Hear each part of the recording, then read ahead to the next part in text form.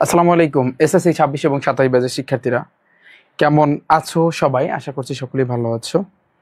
তো চলে আসলাম আজকে তোমাদের সামনে তোমাদের খুব মজার একটা সাবজেক্টের নাম হচ্ছে কি বায়োলজি, জীববিজ্ঞানের 11তম অধ্যায়টা নাম তোমরা দেখতে পাচ্ছ, এটার নামটা হচ্ছে কিন্তু জীবের প্রজনন।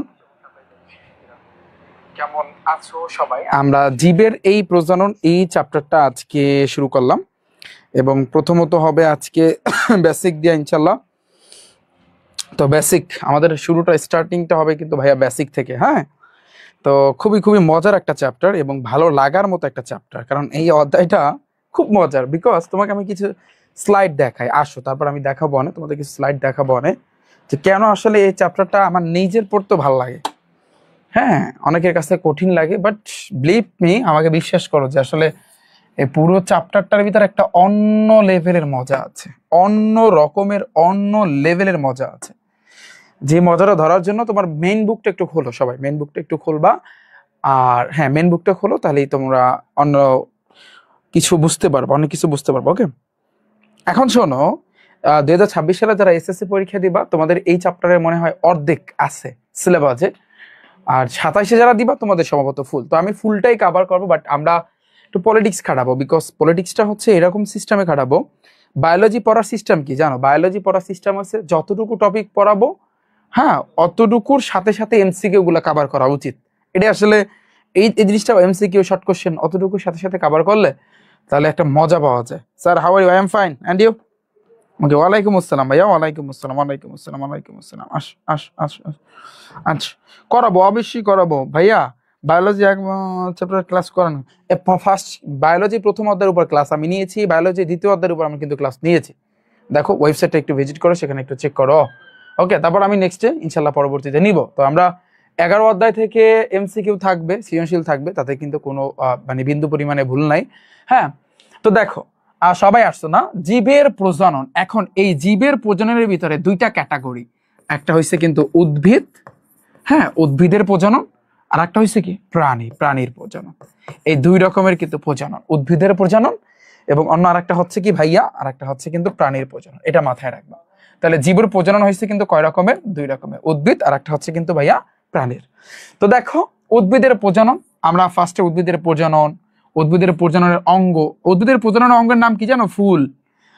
তারপর সপুষ্পক উদ্ভিদের যৌন প্রজনন, এগুলো সম্পর্কে আমরা ফার্স্টে জানবো। এবং ভাইয়া দেখো, ওয়ালাইকুম আসসালাম, এই যে দেখো, আমি আরো কিছু মজার জিনিস তোমাদের দেখাই দিতে চাই।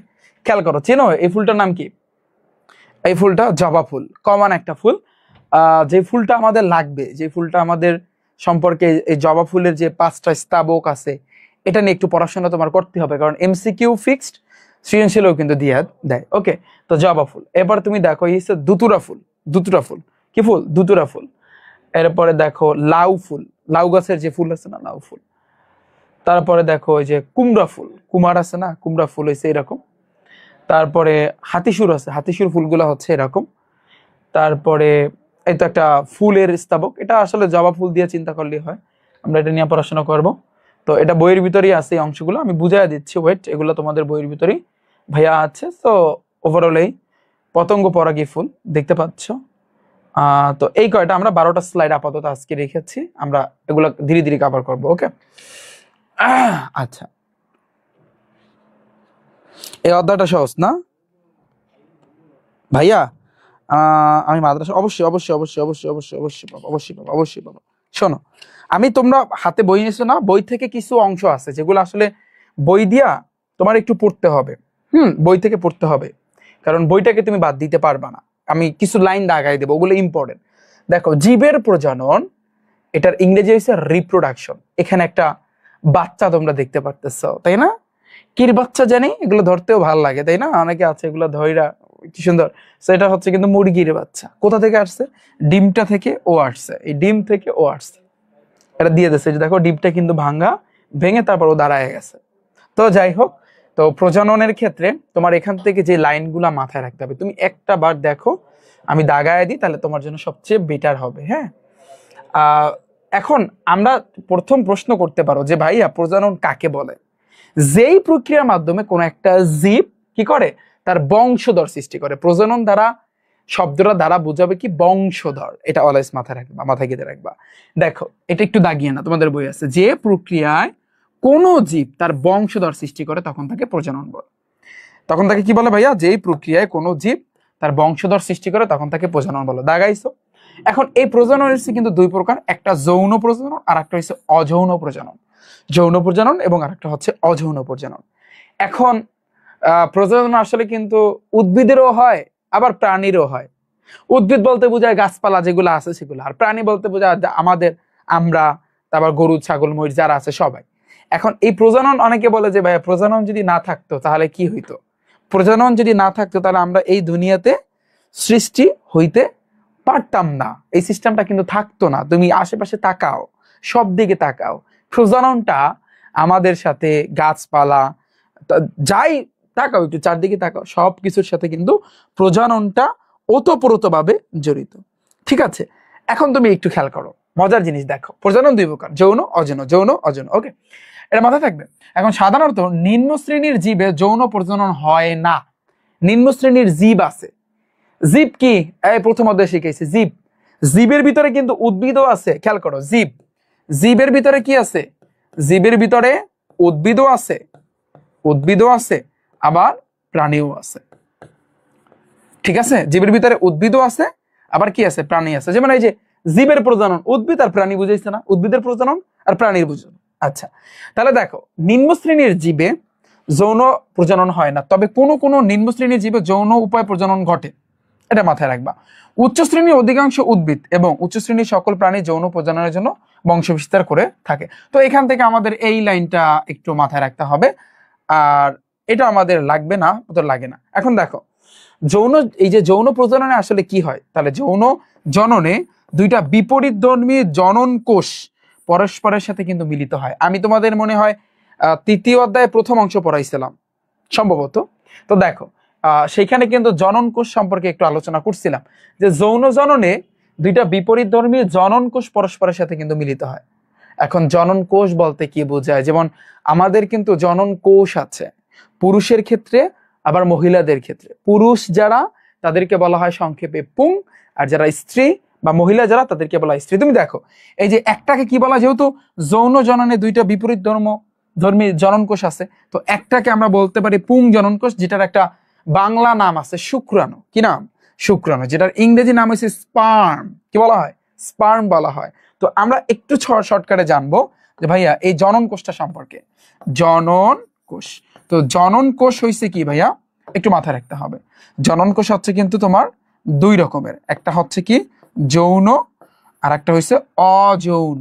অযৌন, হ্যাঁ যৌন, আর একটা হচ্ছে কি অযৌন, একটু মাথায় রাখবা, যৌন আর একটা হচ্ছে অযৌন। এখন এই যৌনর ক্ষেত্রে বলছে কিন্তু এই যে দুইটা বিপরীত ধর্মী জনন কোষ পরস্পরের সাথে কিন্তু মিলিত হয়। তো তাহলে যৌন জননের ক্ষেত্রে আছে কি পুং জনন কোষ, আর একটা হচ্ছে কি স্ত্রী জনন কোষ, বা যেটাকে আমরা বলতে পারি ডিম্বাণু। তাহলে এই যে যৌন জনন যেটা, এটা হয়েছে কি পুরুষের ক্ষেত্রে, এটাকে আমরা বলতে পারি হচ্ছে পুং জনন কোষ, পুং জনন কোষ, হ্যাঁ। আর আরেকটা আছে কি স্ত্রী জনন কোষ, এটা মাথায় রাখবা, হ্যাঁ। এখন পুং জনন কোষ যেটা, এটাকে আমরা বলবো কি শুক্রাণু, আর স্ত্রী যেটা, এটাকে আমরা বলবো ডিম্বাণু। কি বলবো? ডিম্বাণু। একটু পড়বা, একটু পড়তে হবে, হ্যাঁ একটু পড়তে হবে, একটু পড়তে হবে, পারবা না এতটুকু? শেষ। তাহলে জনন কোষ দুই রকমের, যৌন অযৌন। যৌনের ক্ষেত্রে আছে কি যৌন জননটা হয়ে থাকে আসলে দুইটা বিপরীত ধর্মী জনন কোষ মিলিত হয়, অর্থাৎ পুং পুরুষ আর স্ত্রী, এই দুইটা বিপরীত ধর্মী কিন্তু মিলিত হয়, এর ফলে কিন্তু যৌন জননটা হয়ে থাকে, এটা বলছে। আচ্ছা, এখন দেখো এই দুই ধরনের জনন কোষ একই ফুলে বা একই দেহে সৃষ্টি হতে পারে। এটা একই ফুলে হইতে পারে, আবার একই তোমার দেহ সৃষ্টি হইতে পারে। উন্নত উদ্ভিদে এই দুই ধরনের জনন কোষ একই দেহে কিন্তু সৃষ্টি হয়, এরা সহবাসী উদ্ভিদ। এখানে সবচেয়ে গুরুত্বপূর্ণ একটা দেখো, যে এই যে উন্নত উদ্ভিদে এই দুই ধরনের জনন কোষ কিন্তু একই দেহে সৃষ্টি হয়, এদেরকে বলা হয় সহবাসী উদ্ভিদ। তোমাদের আসতে পারে মনোসিয়াস বা সহবাসী উদ্ভিদ কাকে বলে, আসতে পারে, একটু দাগিয়ে নাও, সহবাসী উদ্ভিদ কাকে বলে, এটা একটু পড়বা, দাগিয়ে নাও ভাইয়া, ঠিক আছে। যে পুং আর স্ত্রী, এই যে দুই ধরনের জনন কোষ, এভাবে বলবো যে পুং আর হয়েছে কি স্ত্রী, এই দুই রকমের জনন কোষ একই দেহে যদি সৃষ্টি হয় তখন তাকে বলবো সহবাসী উদ্ভিদ। যখন এই দুই ধরনের জনন কোষ আলাদা দেহে, এখন আসি এই যে পুং আর স্ত্রী, অর্থাৎ পুং আর স্ত্রী যেটাকে আমরা বলবো শুক্রাণু আর ডিম্বাণু, তো এর জনন কোষ যখন আলাদা দেহে সৃষ্টি হয় সেই উদ্ভিদকে আমরা বলবো ভিন্নবাসী উদ্ভিদ বলা হয়। এটাও ইম্পর্টেন্ট, এটাও একটু দাগিয়ে না। তাহলে এতটুকু থেকে আমরা যেটা জানলাম, ফার্স্টে আমরা জানলাম প্রজনন কাকে বলে, যেই প্রক্রিয়ায় জীব তার বংশ, জীব তার কি করে, জীব তার বংশধর সৃষ্টি করে, তখন তাকে প্রজনন বলে। প্রজনন কয় প্রকার? দুই প্রকার, যৌন আর হচ্ছে কিন্তু অযৌন। এখানে সবচেয়ে গুরুত্বপূর্ণ এই জিনিসটা স্টার দিয়ে রাখো যে নিম্ন শ্রেণীর জীবে আসলে যৌন প্রজনন হয় না, তবে কিছু কিছু ক্ষেত্রে হয়। আর এই লাইনটা লাগবে না। এরপরে যে যদি কোশ্চেন করা হয় যে যৌন জনন কাকে বলে বা যৌন জনন কিভাবে হয়ে থাকে, যে দুইটা বিপরীত ধর্মী জনন কোষ পরস্পরের সাথে মিলিত হয়, এটা হচ্ছে তোমার যৌন জনন। আর যৌন জননের ভিতরে পুং জনন কোষ আছে যেটাকে আমরা বাংলায় বলি শুক্রাণু, ইংরেজিটার নাম হচ্ছে স্পার্ম, আর একটা হচ্ছে স্ত্রী জনন কোষ যেটাকে আমরা বলি হচ্ছে কিন্তু ডিম্বাণু, যেটার ইংরেজি হচ্ছে কিন্তু এগ বলা হয়। ওকে, এরপর দেখো, আর এখানে দুইটা স্টার দিছে কি, সহবাসী উদ্ভিদ কাকে বলে আর ভিন্নবাসী উদ্ভিদ কাকে বলে। সহবাসী মানে কি, যেই সকল উদ্ভিদে এই পুং জনন কোষ আর স্ত্রী জনন কোষ তারা একই দেহে সৃষ্টি হয়, একই দেহে সৃষ্টি হয়, একই দেহে সৃষ্টি হয়, এটাকে আমরা বলবো সহবাসী উদ্ভিদ। আর ভিন্নবাসী মানে কি, পুং জনন কোষ আর স্ত্রী জনন কোষ যখন ভিন্ন ভিন্ন দেহে সৃষ্টি হয় তখন তাকে ভিন্নবাসী উদ্ভিদ বলা হয়। ভাইয়া ডান? এতটুকু এতটুকু বুঝছো? দাগায় নিছো তো? বইটা দাগাও, বইটা দাগাও, ভালো হবে, তোমার জন্য সুবিধা হবে, কারণ এগুলো এমসিকিউ তো থাকে। পরটা দেখো, এই জনন কোষ সৃষ্টির একটা পূর্ব শর্ত আছে। এই জনন কোষ কিভাবে সৃষ্টি হয়? মিয়োসিস কোষ বিভাজনের মাধ্যমে। কিভাবে? জনন মাতৃকোষকে এই যে তোমার মিয়োসিস পদ্ধতিতে বিভাজিত হয়। ওকে, তাহলে এই জনন কোষ সৃষ্টির পূর্ব শর্ত কি, এটা একটু দাগাও, যে জনন কোষ সৃষ্টির পূর্ব শর্ত কি, এটা হচ্ছে একেবারে এই যে তোমার মিয়োসিস পদ্ধতিতে, এটা মিয়োসিস মাথায় রাখবা। জনন কোষ কিভাবে সৃষ্টি হয়? মিয়োসিস পদ্ধতিতে বিভাজনের মাধ্যমে। জনন কোষ কিভাবে সৃষ্টি হয়? মিয়োসিস পদ্ধতিতে বিভাজনের মাধ্যমে। এবং এরপরে যে লাইনটা যে মাতৃকোষের অর্ধেক হয়, এটা তৃতীয় অধ্যায় তোমাদের তো পড়াইছি আমি যতটুকু মনে করি, অথবা যদি না পড়িয়ে থাকি তোমাদের সামনে আমি পড়াবো অনেক। আচ্ছা, এতটুকু এখান থেকে এতটুকু দেখাও। এবার আসি কিন্তু নিচের দিকে, এখানে অনেক কিছু কিন্তু বলছে যে প্রজনন না হলে জীবের অস্তিত্ব বিলুপ, ব্যাকটেরিয়া থেকে শুরু করে মানুষ পর্যন্ত অনেক কিছু বলছে, তোমরা একটু পড়ে নিবা। তো এইখানে দেখো আর একটা যে যৌন জনন আছে না, এই যৌন জনন কিন্তু অযৌন জননের তুলনায় একটু জটিল হয়ে থাকে, একটু জটিল, একটা শ্রম সাধ্য, আবার সময় সাপেক্ষ, এটা কথা বলছে, তোমরা একটু পড়ে নিবা, এগুলো পারবা না? আচ্ছা, আমরা মোটামুটি একটা আইডিয়া কিন্তু পাইছি, তাই না? আমরা মোটামুটি কিন্তু একটা আইডিয়া পাইছি। এখানে কিন্তু আর একটা লাইন আছে, একটু তোমরা পড়ে নিবা। শেষ। এখন আসি আমরা উদ্ভিদের প্রজনন, বুঝছো? এখন তোমরা বলো যে এখানে যতটুকু বোঝানোর ট্রাই করছে তোমরা কি বুঝছো? এখন আমরা জানবো কি উদ্ভিদের প্রজনন। উদ্ভিদের উদ্ভিদের প্রজনন, উদ্ভিদের প্রজননটা কি খেয়াল করো।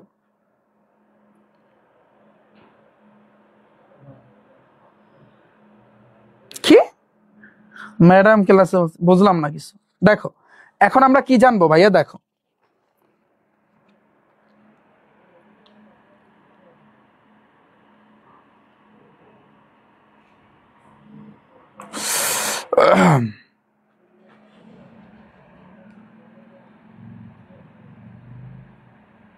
দাঁড়াও,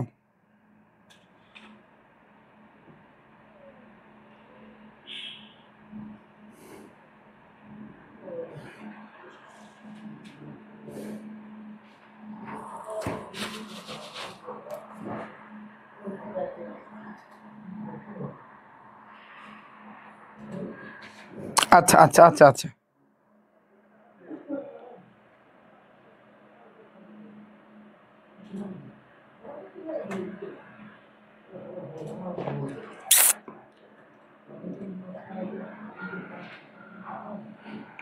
ভাইয়া এটা বারবার কেন বলছো? ম্যাডাম ক্লাসে বলছিল বরফের ঘনমাত্রা বেশি, এটা তো সিম্পল একটা বিষয়। কেন জানো বরফের ঘনমাত্রা বেশি কেন? ঘনমাত্রা বেশি কেন, কারণটা কি? বরফের ঘনমাত্রা বেশি কেন, কে কে বলতে পারবা? হাত তোলো। বেশি কেন, ঘনমাত্রা বেশি কেন, এবং ঘনমাত্রা বেশি হয় কেন? আমরা কিন্তু জানি কঠিন, তরল এবং আরেকটা হচ্ছে কিন্তু বায়বীয়। হ্যাঁ, তো আমরা একটু নর্মালি চিন্তা করি, তরল তরল তরলের মধ্যে কি আছে? ফর এক্সাম্পল পানি আছে। হ্যাঁ, পানি থেকে কিন্তু আমরা পাই বরফ, রাইট? পানি থেকে পাই আমরা বরফ। এখন ওর ঘনমাত্রা বেশি, এর কারণটা হচ্ছে তুমি দেখবা এই যে পানিতে বরফ ভাসে না ডুবে, বলো তো? বরফ কি অনেক হালকা না? অনেক কি হালকা না? বরফ কি ভাইয়া? বরফ কি অনেক হালকা না? তোমরা বলো, বরফ কি হালকা না? তুমি কি বলছো এখানে?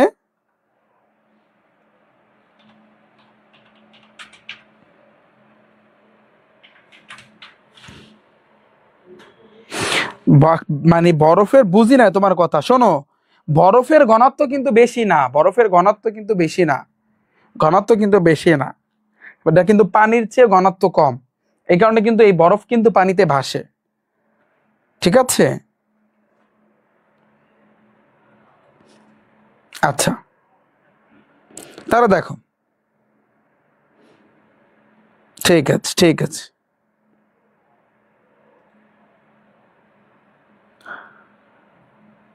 হ্যাঁ, পড়াবনে। আচ্ছা দেখো, এটা নিয়ে আমি কেমিস্ট্রিতে ইনশাল্লাহ তোমাদের সাথে আলোচনা করব, তোমাদের চ্যাপ্টারে ইনশাল্লাহ দেখা হচ্ছে কেমিস্ট্রিতে, হ্যাঁ? যেটাই আমি ছিলাম উদ্ভিদের প্রজনন। এখন উদ্ভিদের প্রজনন থেকে তোমাদের বইটা একটু দাগাইতে হবে ভাইয়া, একটু দাগাইতে হবে। দেখো, দাগাও কিরকম, দেখো একটু খেয়াল করো। ফার্স্টে উদ্ভিদের ক্ষেত্রে, উদ্ভিদের যদি প্রজনন হয় তাহলে প্রজনন একটা অঙ্গ লাগে, উদ্ভিদ বলো প্রাণী বলো সবগুলোর ক্ষেত্রে।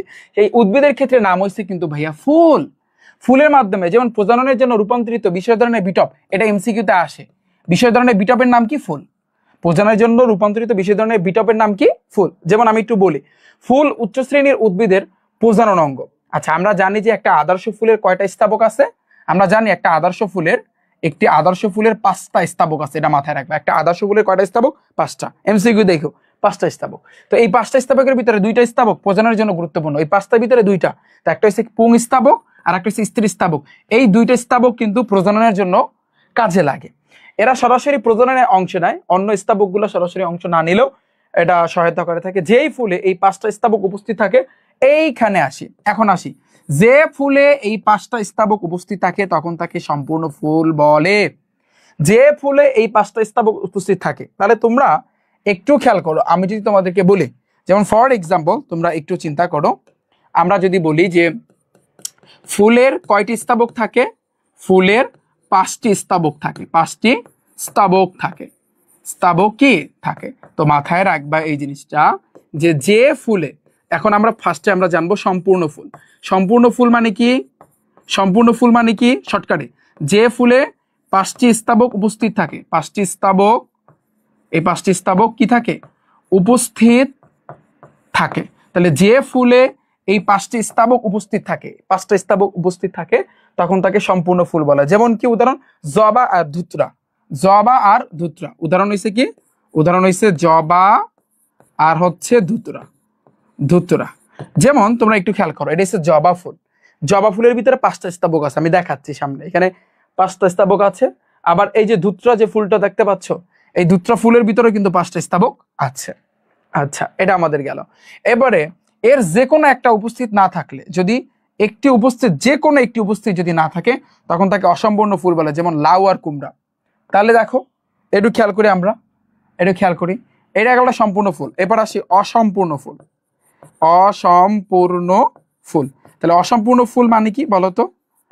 যে 5টি স্তবকের, 5টি স্তবকের স্তবকের যে কোনো একটি, যে কোনো একটি উপস্থিত যদি না থাকে, উপস্থিত না থাকলে থাকে, তখন তাকে আমরা কি বলতে পারি ভাইয়া? তখন তাকে আমরা বলতে পারি অসম্পূর্ণ ফুল। তাহলে এই অসম্পূর্ণ ফুলের ভিতরে উদাহরণ কি? মুখস্থ করো, টানা মুখস্থ করো। লাউ আর কুমড়া। কে? লাউ আর কুমড়া। লাউ আর হইছে কি? কুমড়া। এখন তুমি না বলবা যে ভাইয়া 5টা স্তবক কি, এটা আগে দেখায় নেন। আমি যদি তোমাদেরকে একটু টাচ দিই, একটু যদি টাচ দিই, দেখো এইটা হচ্ছে কিন্তু একটা ফুলের 5টা স্তবক। একটু খেয়াল করো, একটা ফুলের কি 5টা স্তবক। প্রথমত 1 নাম্বার হয়েছে পুষ্পাক্ষ, যেটা এই অংশতে থাকে, এই অংশে পুষ্পাক্ষ। তারপরে হয়েছে কিন্তু বৃতি, এটা বলছে বৃত্তাংশ, এটার নাম হচ্ছে বৃতি। পুষ্পাক্ষ, বৃতি, তারপরে হয়েছে কি ভাইয়া বলো তো, তারপরে হচ্ছে কিন্তু তোমার দলমণ্ডল, এখানে দেয় নাই দলমণ্ডল, তারপরে হচ্ছে পুংকেশর বা পুংস্তাবক, আর একটা হচ্ছে তোমার স্ত্রী স্তাবক। এই পাঁচটা জিনিস, এই পাঁচটা জিনিস তাহলে একটু খেয়াল করো কি কি থাকবে। পুষ্পাক্ষ, পুষ্পাক্ষ, হ্যাঁ, তারপর বৃতি, এই ফুলের পাঁচটি স্তাবক, তারপর দলমণ্ডল, দল মুখস্থ করো, দলমণ্ডল, তারপর হচ্ছে কি পুংস্তাবক, পুংস্তাবক, এবং আরেকটা হচ্ছে কি স্ত্রী স্তাবক, এটা মাথায় রাখবা, স্ত্রী স্তাবক। তাহলে এই ফুলের ফুলের পাঁচটি স্তাবক, পাঁচটি কি স্তাবক। তাহলে ফুলের পাঁচটি স্তাবক কি কি? পুষ্পাক্ষ, বৃতি, দলমণ্ডল, তারপর হচ্ছে কি পুংস্তাবক, এবং আর একটা হচ্ছে স্ত্রী স্তাবক। এই যে, তাহলে এখন একটা ইন্টারেস্টিং পয়েন্ট তোমরা দেখো, আমি তোমাদেরকে একটু বলি যে ইন্টারেস্টিং পয়েন্ট আসলে কি। শোনো, আমি তোমাদেরকে যদি বলি, এই যে ফুলটা তোমরা দেখতে পাচ্ছ, তো এই ফুলের যে ডান্ডি আছে না, ডান্ডি ডান্ডি ডাঁটা কয় যেটাকে, এই যে লম্বা কইরা, তো এই লম্বার এই মাথায়, ডান্ডাটার মাথায় ওই লাডির মতো, যেটা ধরো এই একটা ফুলের লাডি, এটা মাথায় ধরো ফুল আছে, তো এইখানের যে অংশটা আছে না লাঠির মাথায়, এটাকে আমরা বলবো পুষ্পক্ষ। এটাকে কি বলবো? পুষ্পক্ষ। তুমি দেখবা জবা ফুল দেখবা বা বিভিন্ন ফুলে দেখবা পাতা সিস্টেম আছে, পাতা আছে, এখানে পাতা বেরিয়েছে, এই দিক দিয়েও পাতা বেরিয়েছে, এই যে দেখো, এই যে এটা কিন্তু পাতা সবুজ কালারের, তাই না? এই যে পাতা, এটাকে আমরা বলবো মানে বৃত্তাংশ, এটাকে আমরা বৃতি বলবো। কি বলবো ভাইয়া? বৃতি বলবো। ওকে, তারপর আসি কিন্তু দলমণ্ডল। দলমণ্ডল এখানে আসলে সাজেস্ট করে না। দলমণ্ডল বলতে বুঝে এই যে পাপড়ি আছে না, পাপড়ি, ফুলের যে পাপড়িগুলো, ওগুলোকে আমরা বলবো দলমণ্ডল, কারণ ওই পাপড়িগুলো বিভিন্ন কালারের হয়, কোনোটায় লাল, কোনোটায় সাদা। তাহলে এই দলমণ্ডলের আমরা বুঝতে পারলাম, দলমণ্ডল যদি পাপড়ি হয়, তাহলে এই দলমণ্ডল আসলে যেই কাজটা করে, পরাগায়নে সাহায্য করে, বিভিন্ন ফুল পোকামাকড়কে আকর্ষণ করে যে আসো আমার কাছে আসো। এই যে ফুলের বিভিন্ন রকমের কালার, লাল কালার, হলুদ কালার, সাদা কালার, এই যে কালারগুলা, এই কালারগুলার আসলে কাজ কি? এই কালারগুলার কাজ হয়েছে কিন্তু ওই যে বিভিন্ন রকমের পোকামাকড়কে আকর্ষণ করে ওর দিকে, যাতে করে পরাগায়ন সৃষ্টি করতে পারে। পরাগায়নের সিস্টেমটা আমি সামনে বলবো। তো এটা গেল আমাদের এই যে পাপড়ি, পাপড়ি থেকে মাথায় রাখবা তোমার দলমণ্ডল। পুংস্তাবক মানে কি? তুমি দেখবা, তুমি যদি জবা ফুল দেখো তাহলে দেখতে পারবা, যদি জবা ফুল আশেপাশে থাকে একটু দেখবা, বাসায় না রিসার্চ করে দেখবা, দেখবা জবা ফুলের ভিতরে এভাবে ডান্ডা ডান্ডা আছে, ডান্ডা ডান্ডা মানে এইভাবে ডান্ডা ডান্ডার মতো আছে, এভাবে এবার ডান্ডার মতো আছে, এবং ডান্ডার মাথায় এইভাবে কিন্তু আছে, এইভাবে দুটো জিনিস অ্যাডজাস্ট আছে, এইভাবে, এই যে এইভাবে, এইভাবে আছে ডান্ডাটার মাথায়। তো এই এই পুরো পুরো জিনিসটা, এই যে পুরো এই ডান্ডার মাথায়, এটা পুরোটাকে আমরা বলবো হচ্ছে পুংস্তাবক। এটা ভিতরে পুংস্তাবকের ভিতরে আবার পার্ট আছে, মানে এই যে ডান্ডাটা না, এটাকে বলা হয় পরাগ দণ্ড। ডান্ডা থেকে মনে রাখবা দণ্ড, এই যে দণ্ড, আর এটার যে মাথায়, এটাকে আমরা বলবো পরাগধানী। এটা নিয়ে পরে আলোচনা করবো। এটাকে বলা হয় পুংস্তাবক। আর স্ত্রী স্তাবক তুমি দেখবা, তুমি যদি ভালো করে খেয়াল করো, স্ত্রী স্তাবক, স্ত্রী স্তাবকটা দেখবা এভাবে তোমার এইভাবে গোল্লার মতো কিন্তু থাকে, এবং এটা সুন্দরভাবে জাস্ট একটা, এই একটা কিন্তু এই সুন্দরভাবে মাথায় উঠছে, এটাকে কি বলা হয়? স্ত্রী স্তাবক। এটা হচ্ছে কি? এটা হচ্ছে স্ত্রী স্তাবক। এটার অনেকগুলা পার্ট আছে, অনেকগুলা পার্ট আছে, এটা কিন্তু আমরা শিখবো। ওকে, তাহলে দেখো এতটুকু বুঝছো যে একটা ফুলের যে পাঁচটা স্তাবক কোথায়, কোন জায়গায়, কোনটাকে শর্টকাটে কিভাবে মনে রাখবা। ধরো এটা একটা ফুল, ফুলের যে এই যে ডান্ডাটা আছে, এটাকে এই ডান্ডার মাথায় যেটা আছে, এটাকে আমরা কি বলবো? এটাকে আমরা বলবো পুষ্পক্ষ। ডান্ডার এইখানে তোমার কি থাকে? পাতা থাকে, এটাকে আমরা কি বলবো ভাইয়া? বৃতি। এরপরে যে পাপড়িটা বের হয়, এটাকে আমরা কি বলবো? দলমণ্ডল। এরপরে যে তোমার চারপাশ দিয়া যেটা বের হয়, হ্যাঁ, ডান্ডার মাথায় যেটা থাকে, এটাকে আমরা বলবো পুং স্তাবক। আর মাঝখান দিয়ে যে বের হয়, এভাবে মাঝখান দিয়ে যে বের হয় একটা নিয়ে, এটাকে আমরা বলবো স্ত্রী স্তাবক। তো ওভারঅল এই পাঁচটা জিনিস মাথায় থাকবে, মাথায় থাকবে। আচ্ছা, তো যদি মাথায় থাকে তাহলে এই জিনিসটা একটু খেয়াল করো। আমরা এই জবা ফুলটা দিয়েই চেক করি। দেখো এই যে জবা ফুলটা, খেয়াল করো, এই পাঁচটা স্তাবকের নাম এখন তুমি বলবা, পাঁচটা স্তাবকের নাম তুমি এখন বলবা। এই যে জবা ফুলটা দেখতে পাচ্ছ, এই জবা ফুলের খেয়াল করো, এই যে লাঠির মতো তুমি দেখতে পারতেছো যেটা, তো এখানে হয়তো বা ছবিটা অন্য দিক দিয়ে তোলা হয়েছে, তো এই জন্য এখানে দেখায় না। এই অংশটা একটা কি আছে, ওটাকে কি বলা হয়? লাঠির যে মাথায় যে থাকে, এটাকে বলা হয় পুষ্পক্ষ। এরপরে পাতা আছে এখানে, এই যে দেখো, এই যে তোমার হচ্ছে বিভিন্ন কালারের পাতা আছে, এই পাতাগুলোকে আমরা কি বলবো? বৃতি। বৃতির পরে এই যে পাপড়িগুলো তুমি দেখতে পারতেছো, পাপড়িগুলো, এগুলোকে আমরা বলবো হচ্ছে কি? দলমণ্ডল। এই যে দেখো পাপড়িটা কত সুন্দর দেখায়, আমাদের তো আকর্ষণ করি, এগুলা কিন্তু তোমার মেইনলি এই যে পোকামাকড় যেগুলো সেগুলোকে আকর্ষণ করে পরাগায়নের জন্য। এরপরে দেখবা পাপড়ির এইখানে, এবার এই জায়গাটা হয়তো বা তোমরা দেখতে পাচ্ছ না, একটু খেয়াল করো, এই যে ডান্ডার মতো লম্বা যে অংশটা দেখতে পারতেছো, এখান দিয়ে বের হয়েছে, এই যে এখান দিয়ে বের হয়েছে, এখান দিয়ে বের হয়েছে, তো এগুলাকে আমরা বলবো হচ্ছে পুংস্তাবক। আর এইটার মাথায় একেবারে, যে মাথায় যেগুলো তুমি দেখতে পারতেছো, মাথায় এই যে মাথায় যেগুলো দেখতে পারতেছো, মাথায় একেবারে মাথায় টপে, এটাকে আমরা বলবো স্ত্রীস্তাবক। ওকে, পরেরটা, এটা গেল জবা ফুল। যেমন সম্পূর্ণ ফুল মানে কি, যদি এই 5টা জিনিস উপস্থিত থাকবে, যেমন জবা আর ধুত্রা। আমরা যদি ধুত্রা ফুলটা যদি চেক করি, দেখি 5টা জিনিস আছে কিনা। তো দেখো ধুত্রার ভিতরে তো এই যে ডান্ডাওয়ালা, তো ডান্ডার ভিতরে এই একটা অংশ, এটাকে আমরা বলবো হচ্ছে পুষ্পক্ষ, মানে পুষ্পক্ষ। তারপর এই যে পাতার মতো সবুজ কালারে বের হয়েছে হালকা, তোমরা দেখতে পাচ্ছ কিনা আমি জানি না, খেয়াল করলে বুঝতে পারবা।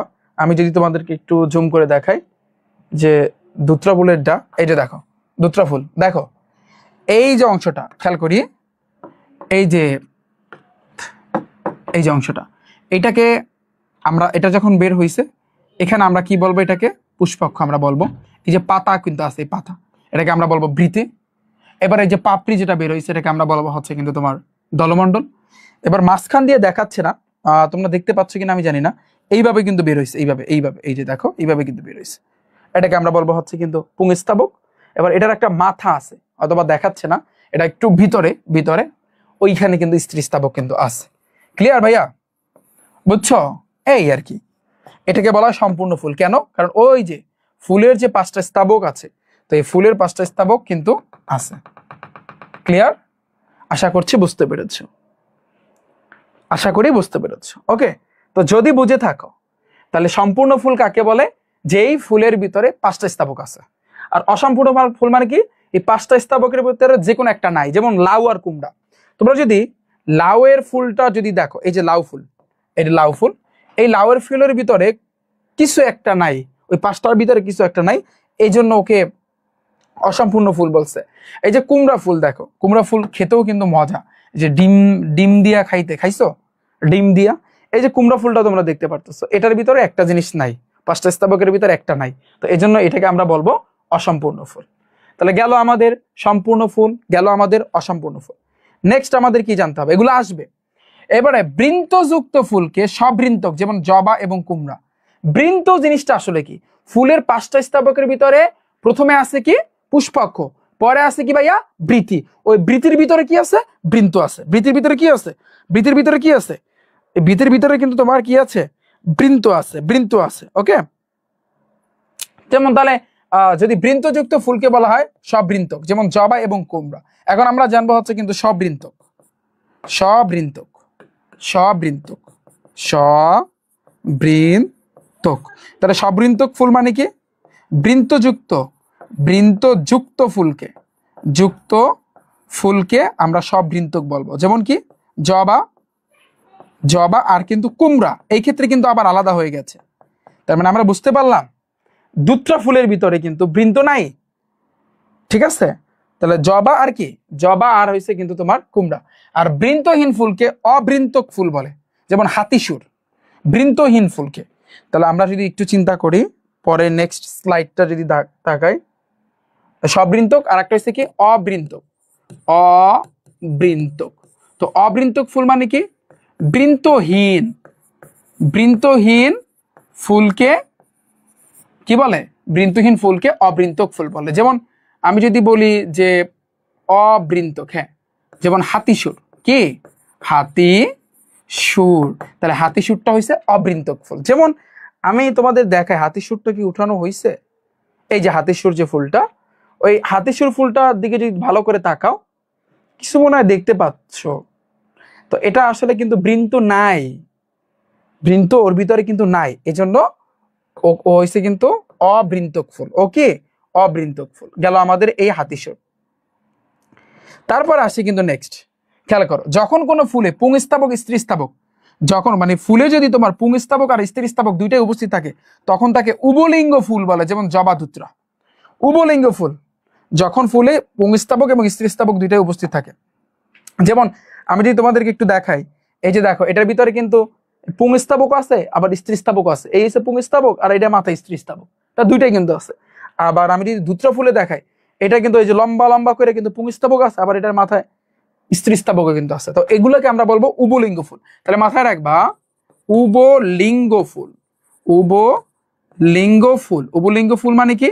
আচ্ছা ফুল তোমরা সামনে লিখে রেখো যে যখন ফুলে যে পুং স্থাবক, সংক্ষেপে লিখি পুং স্থাবক ও স্ত্রী স্থাবক, স্ত্রী স্থাবক যদি ভাইয়া উভয়ই উপস্থিত থাকে, উভয়ই যদি কি থাকে, উপস্থিত থাকে। 26 ব্যাচ এসএসসি 26 ব্যাচ তোমাদেরকে বলতেছে এই টপিকগুলো ভালো করে পড়বা, যেহেতু তোমাদের এখান থেকে হয়তো বা অর্ধেক, তো এই জন্য এগুলো থেকে কোশ্চেন ফিক্সড, তাতে কোনো ভুল নাই, বিন্দু পরিমাণে ভুল নাই। মাথায় রাখো পুংস্থাবক ও স্ত্রীস্থাবক উভয় যদি কি থাকে, উপস্থিত থাকে, উভয় যদি তোমার উপস্থিত থাকে, তাহলে এটাকে আমরা কি বলবো? এটাকে আমরা বলবো উভলিঙ্গ ফুল। তাহলে যেমন কি ওই জবা দুত্রাই, জবার ভিতরেও আছে, আবার দুত্রা ফুলের ভিতরে এই পুংস্থাবক আর স্ত্রীস্থাবক দুইটাই কিন্তু আছে, ওর মধ্যেও আছে, আবার এই জবা ফুলের মধ্যেও আছে, এটা মাথায় রাখবা।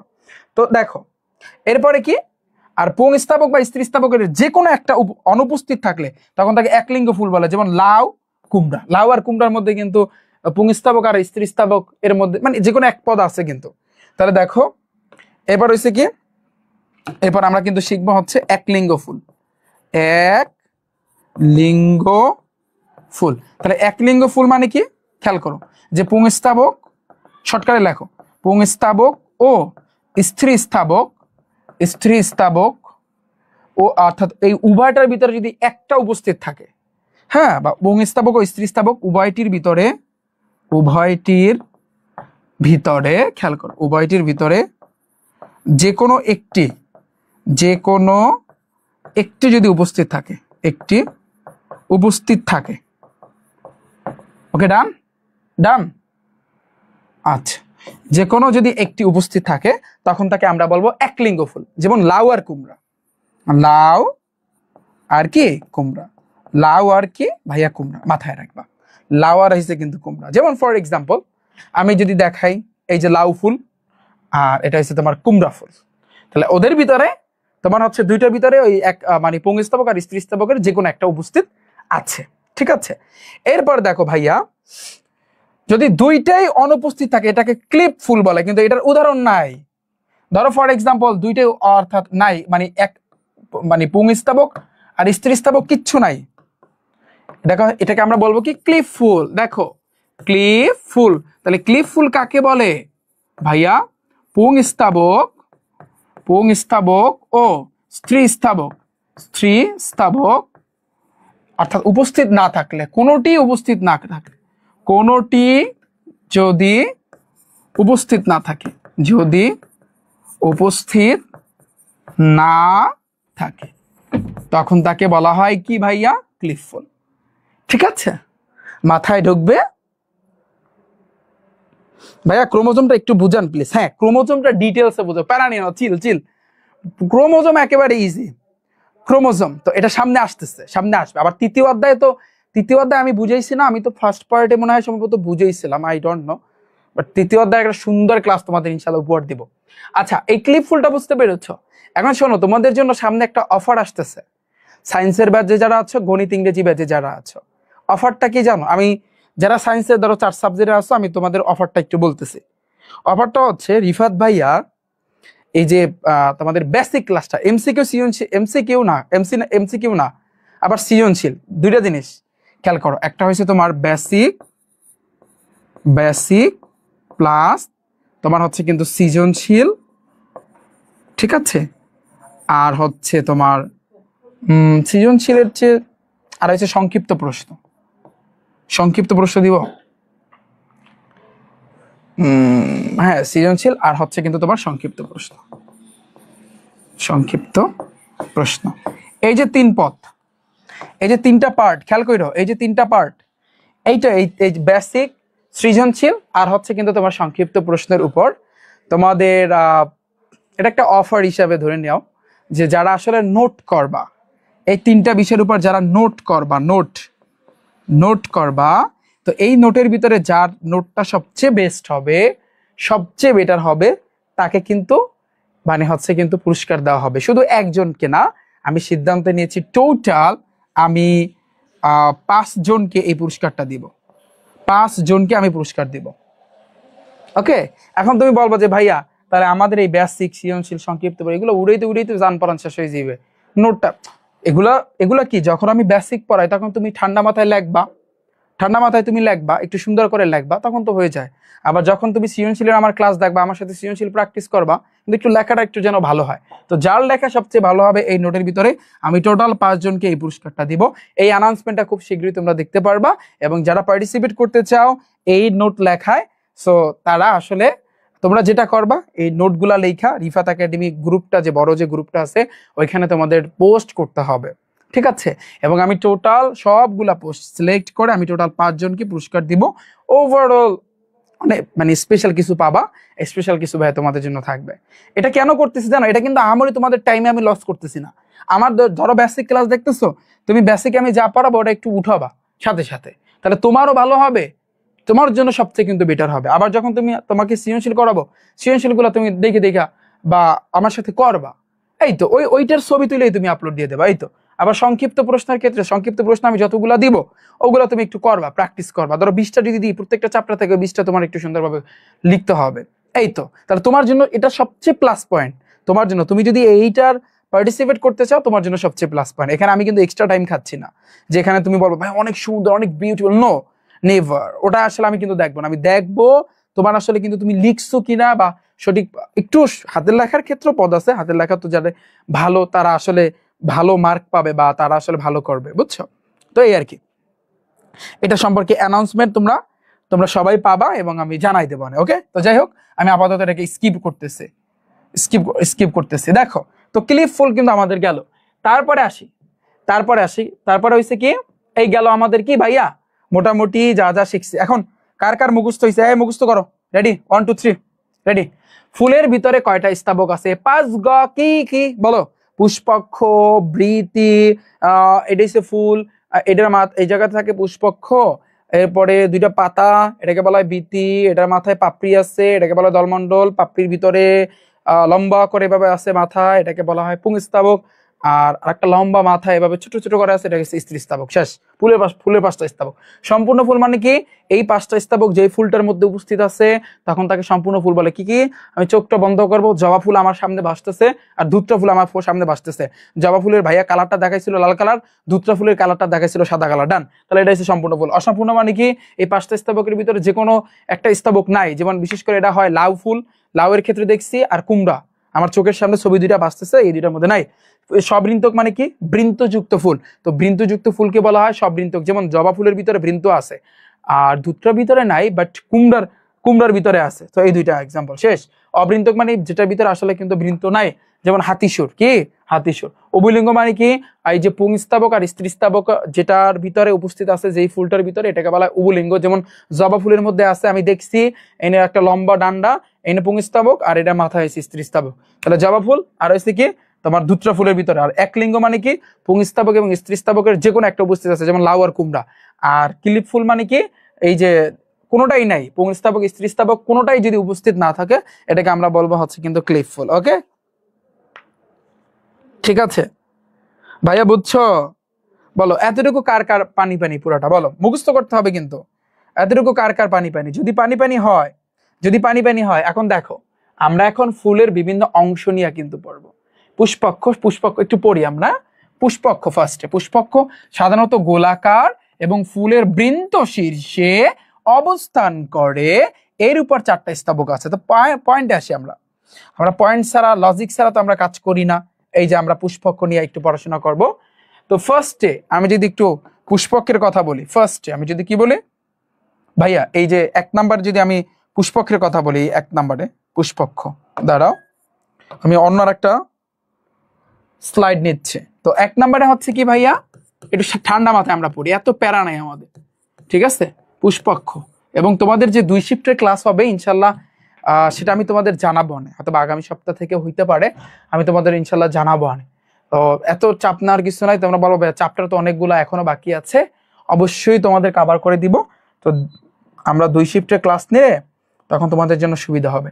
তাহলে পুষ্পক্ষ আমরা একটু আকার ট্রাই করি। তো আমাদের এইখানে বলছে কি, পুষ্পক্ষ সাধারণত গোলাকার, ফুলের বৃন্ত শীর্ষে। তার মানে আমরা যদি একটু আকার ট্রাই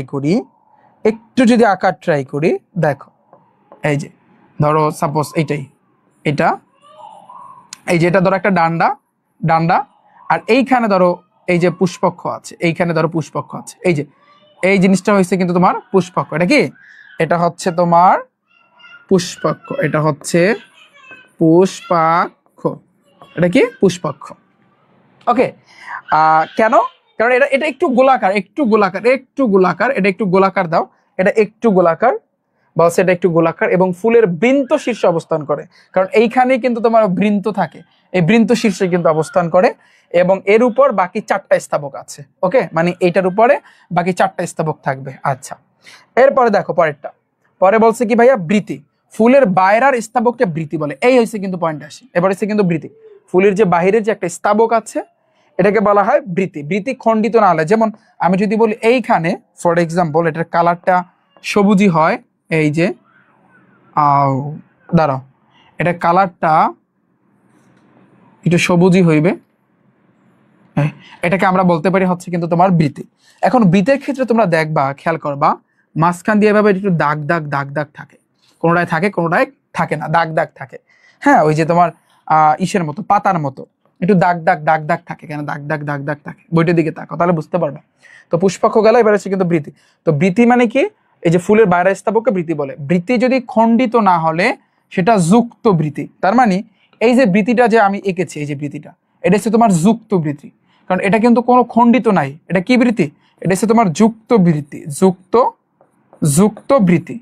কেন বলো তো? কোনো খণ্ডিত নাই। যেমন অনেক সময় তুমি দেখবা এইভাবে থাকে, এইভাবে, আবার এইভাবে, তাহলে দেখো এটাও কিন্তু একটা বৃতি, বাট এখানে মাঝখান দিয়ে কিন্তু খণ্ড করা, আলাদা করা, এইটাকে আমরা বলতে পারি বিযুক্ত বৃতি। এটাকে আমরা কি বলতে পারি? যেমন কিন্তু যদি এটা সম্পূর্ণরূপে খণ্ডিত হয় তখন তাকে বিযুক্ত বৃতি বলা হয়। তাহলে এটাকে আমরা বলতে পারি বিযুক্ত, বিযুক্ত বৃতি। থাকতে পারে না? অনেক ফুল এইভাবে থাকতে পারে না? পারে, বুঝছো? এখন দেখো, এখন দেখো ভাইয়া, খেয়াল করি, তাহলে যদি এটা বিযুক্ত বৃতি হয়, আর এটা হচ্ছে যুক্ত বৃতি, আর এটা হচ্ছে বিযুক্ত বৃতি, এখন এর প্রতিটি খণ্ডকে এবং এর প্রতিটি খণ্ডকে বৃত্তাংশ বলে। মানে এগুলোর প্রত্যেকটা খণ্ড খণ্ড খণ্ড, একটা বৃত্তাংশ, এই একটা বৃত্তাংশ, আবার এই একটা বৃত্তাংশ, এই প্রত্যেকটা খণ্ডকে আমরা বৃত্তাংশ বলতে পারি। সবুজ বৃতি, এই যে আসলে দেখো এই বৃতিগুলো আসলে কালারটা হয় কি জানো? এগুলো যেহেতু বৃতি, এগুলো কি বৃতি না, তো এগুলোর কালারটা হয় কিন্তু সবুজ। তুমি দেখবা, কারণ গাছের যে পাতার কালার কি সবুজ না? তো সবুজ, এই যে সবুজ বৃতি কিন্তু কি করে? ওর কাজ কি? ওর কাজ হচ্ছে কিন্তু খাবার প্রস্তুত করে। ওর কাজ আছে কি? তাহলে এই সবুজ বৃতির কাজ কি? কাজ হচ্ছে কিন্তু খাবার, খাবার কি করা? খাবার প্রস্তুত করা। এটা মাথায় রাখবা, খাবার প্রস্তুত করা। ওকে, আর তোমরা বলবা ভাইয়া তাহলে এই যে পুষ্পক্ষ যে ফার্স্টে পড়ালেন, ওর কাজটা কি? ওর কাজ হয়েছে যে উপরে যে বাকি যে 4টে স্তবক আছে না, ওগুলাকে ও এভাবে ঠেক দিয়ে রাখে, বিষয়টা হচ্ছে। আর এই বৃতির কাজ হয়েছে কি? সবুজ বৃতির কাজ হয়েছে খাবার প্রস্তুত করা। দেখি আর কি কি কাজ আছে। আর এদের প্রধান কাজ ফুলের ভিতরের অংশগুলোকে রোদ, বৃষ্টি এবং পোকার আক্রমণ থেকে রক্ষা করা। অনেক অনেক সময় তুমি দেখবা ফুল তো আসলে যখন সৃষ্টি হয় তখন তো এত বড় হয় না, ফুলটা এভাবে এভাবে এভাবে ঢাকা, এভাবে থাকে, এভাবে মানে এইভাবে এইভাবে থাকে। তখন কিন্তু এই যে ঢাইকা যে রাখে, এটা কিন্তু এই যে তোমার এই যে বৃতিগুলো আসলে কিন্তু ঢাইকা রাখে।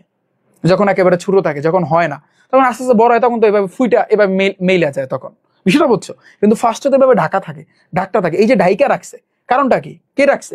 এই বৃতিটা। এই বৃতি যখন ছোট অবস্থায় ঢাইকা রাখছে, মানে এইটার ভিতরে যে ছোট্ট যে ফুলটা, ওটাকে সেভ দিছে রোদ বৃষ্টির হাত থেকে, কিন্তু ও রক্ষা করছে। বিষয়টা বুঝছো?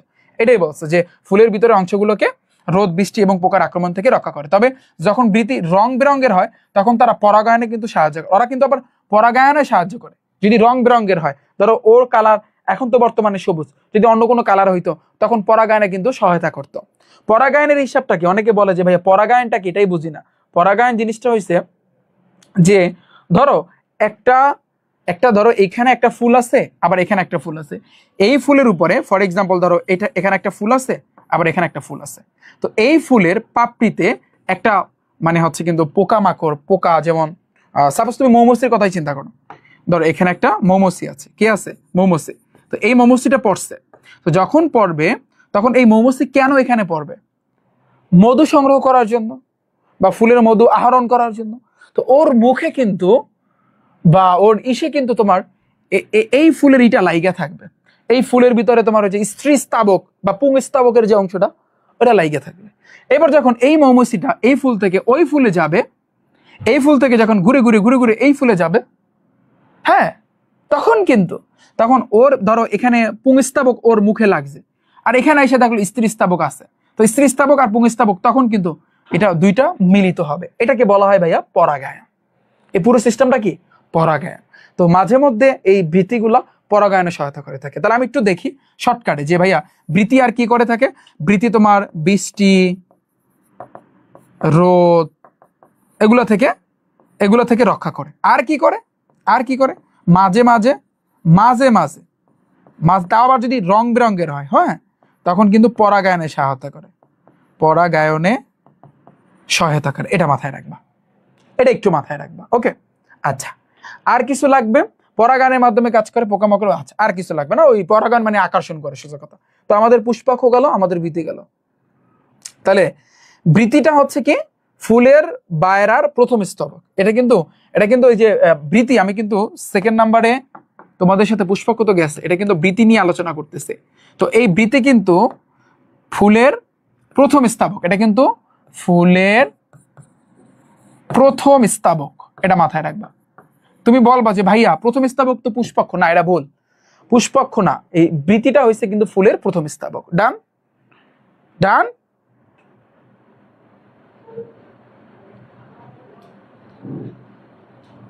কি হয়েছে ভাইয়া?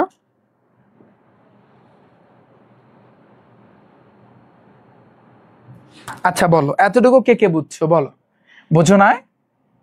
এতটুকু কে বুঝছো? প্রীতি জিনিসটা বোঝো না? তুমি যদি জবা ফুল দেখো, জবা ফুলের নিচে তো এই যে তোমার পাতার মতো ছোট্ট করে এভাবে থাকে, খেয়াল করবা যে ছোট্ট করে পাতার মতো কিন্তু আছে, ওটাকেই তো বীতি বলা হয়, বুঝছো? এটা একটু সবুজ কালারের হয়, আর এই সবুজ কালারের যদি হয় তো সেটা কিন্তু তোমার খাবার প্রস্তুত করে, আবার বৃষ্টি, রোদ এগুলো থেকে কিন্তু সেভ রাখে, আবার মাঝে মাঝে পরাগায়নে কিন্তু সহায়তা করে। এটা মাথায় রাখবে, ঠিক আছে?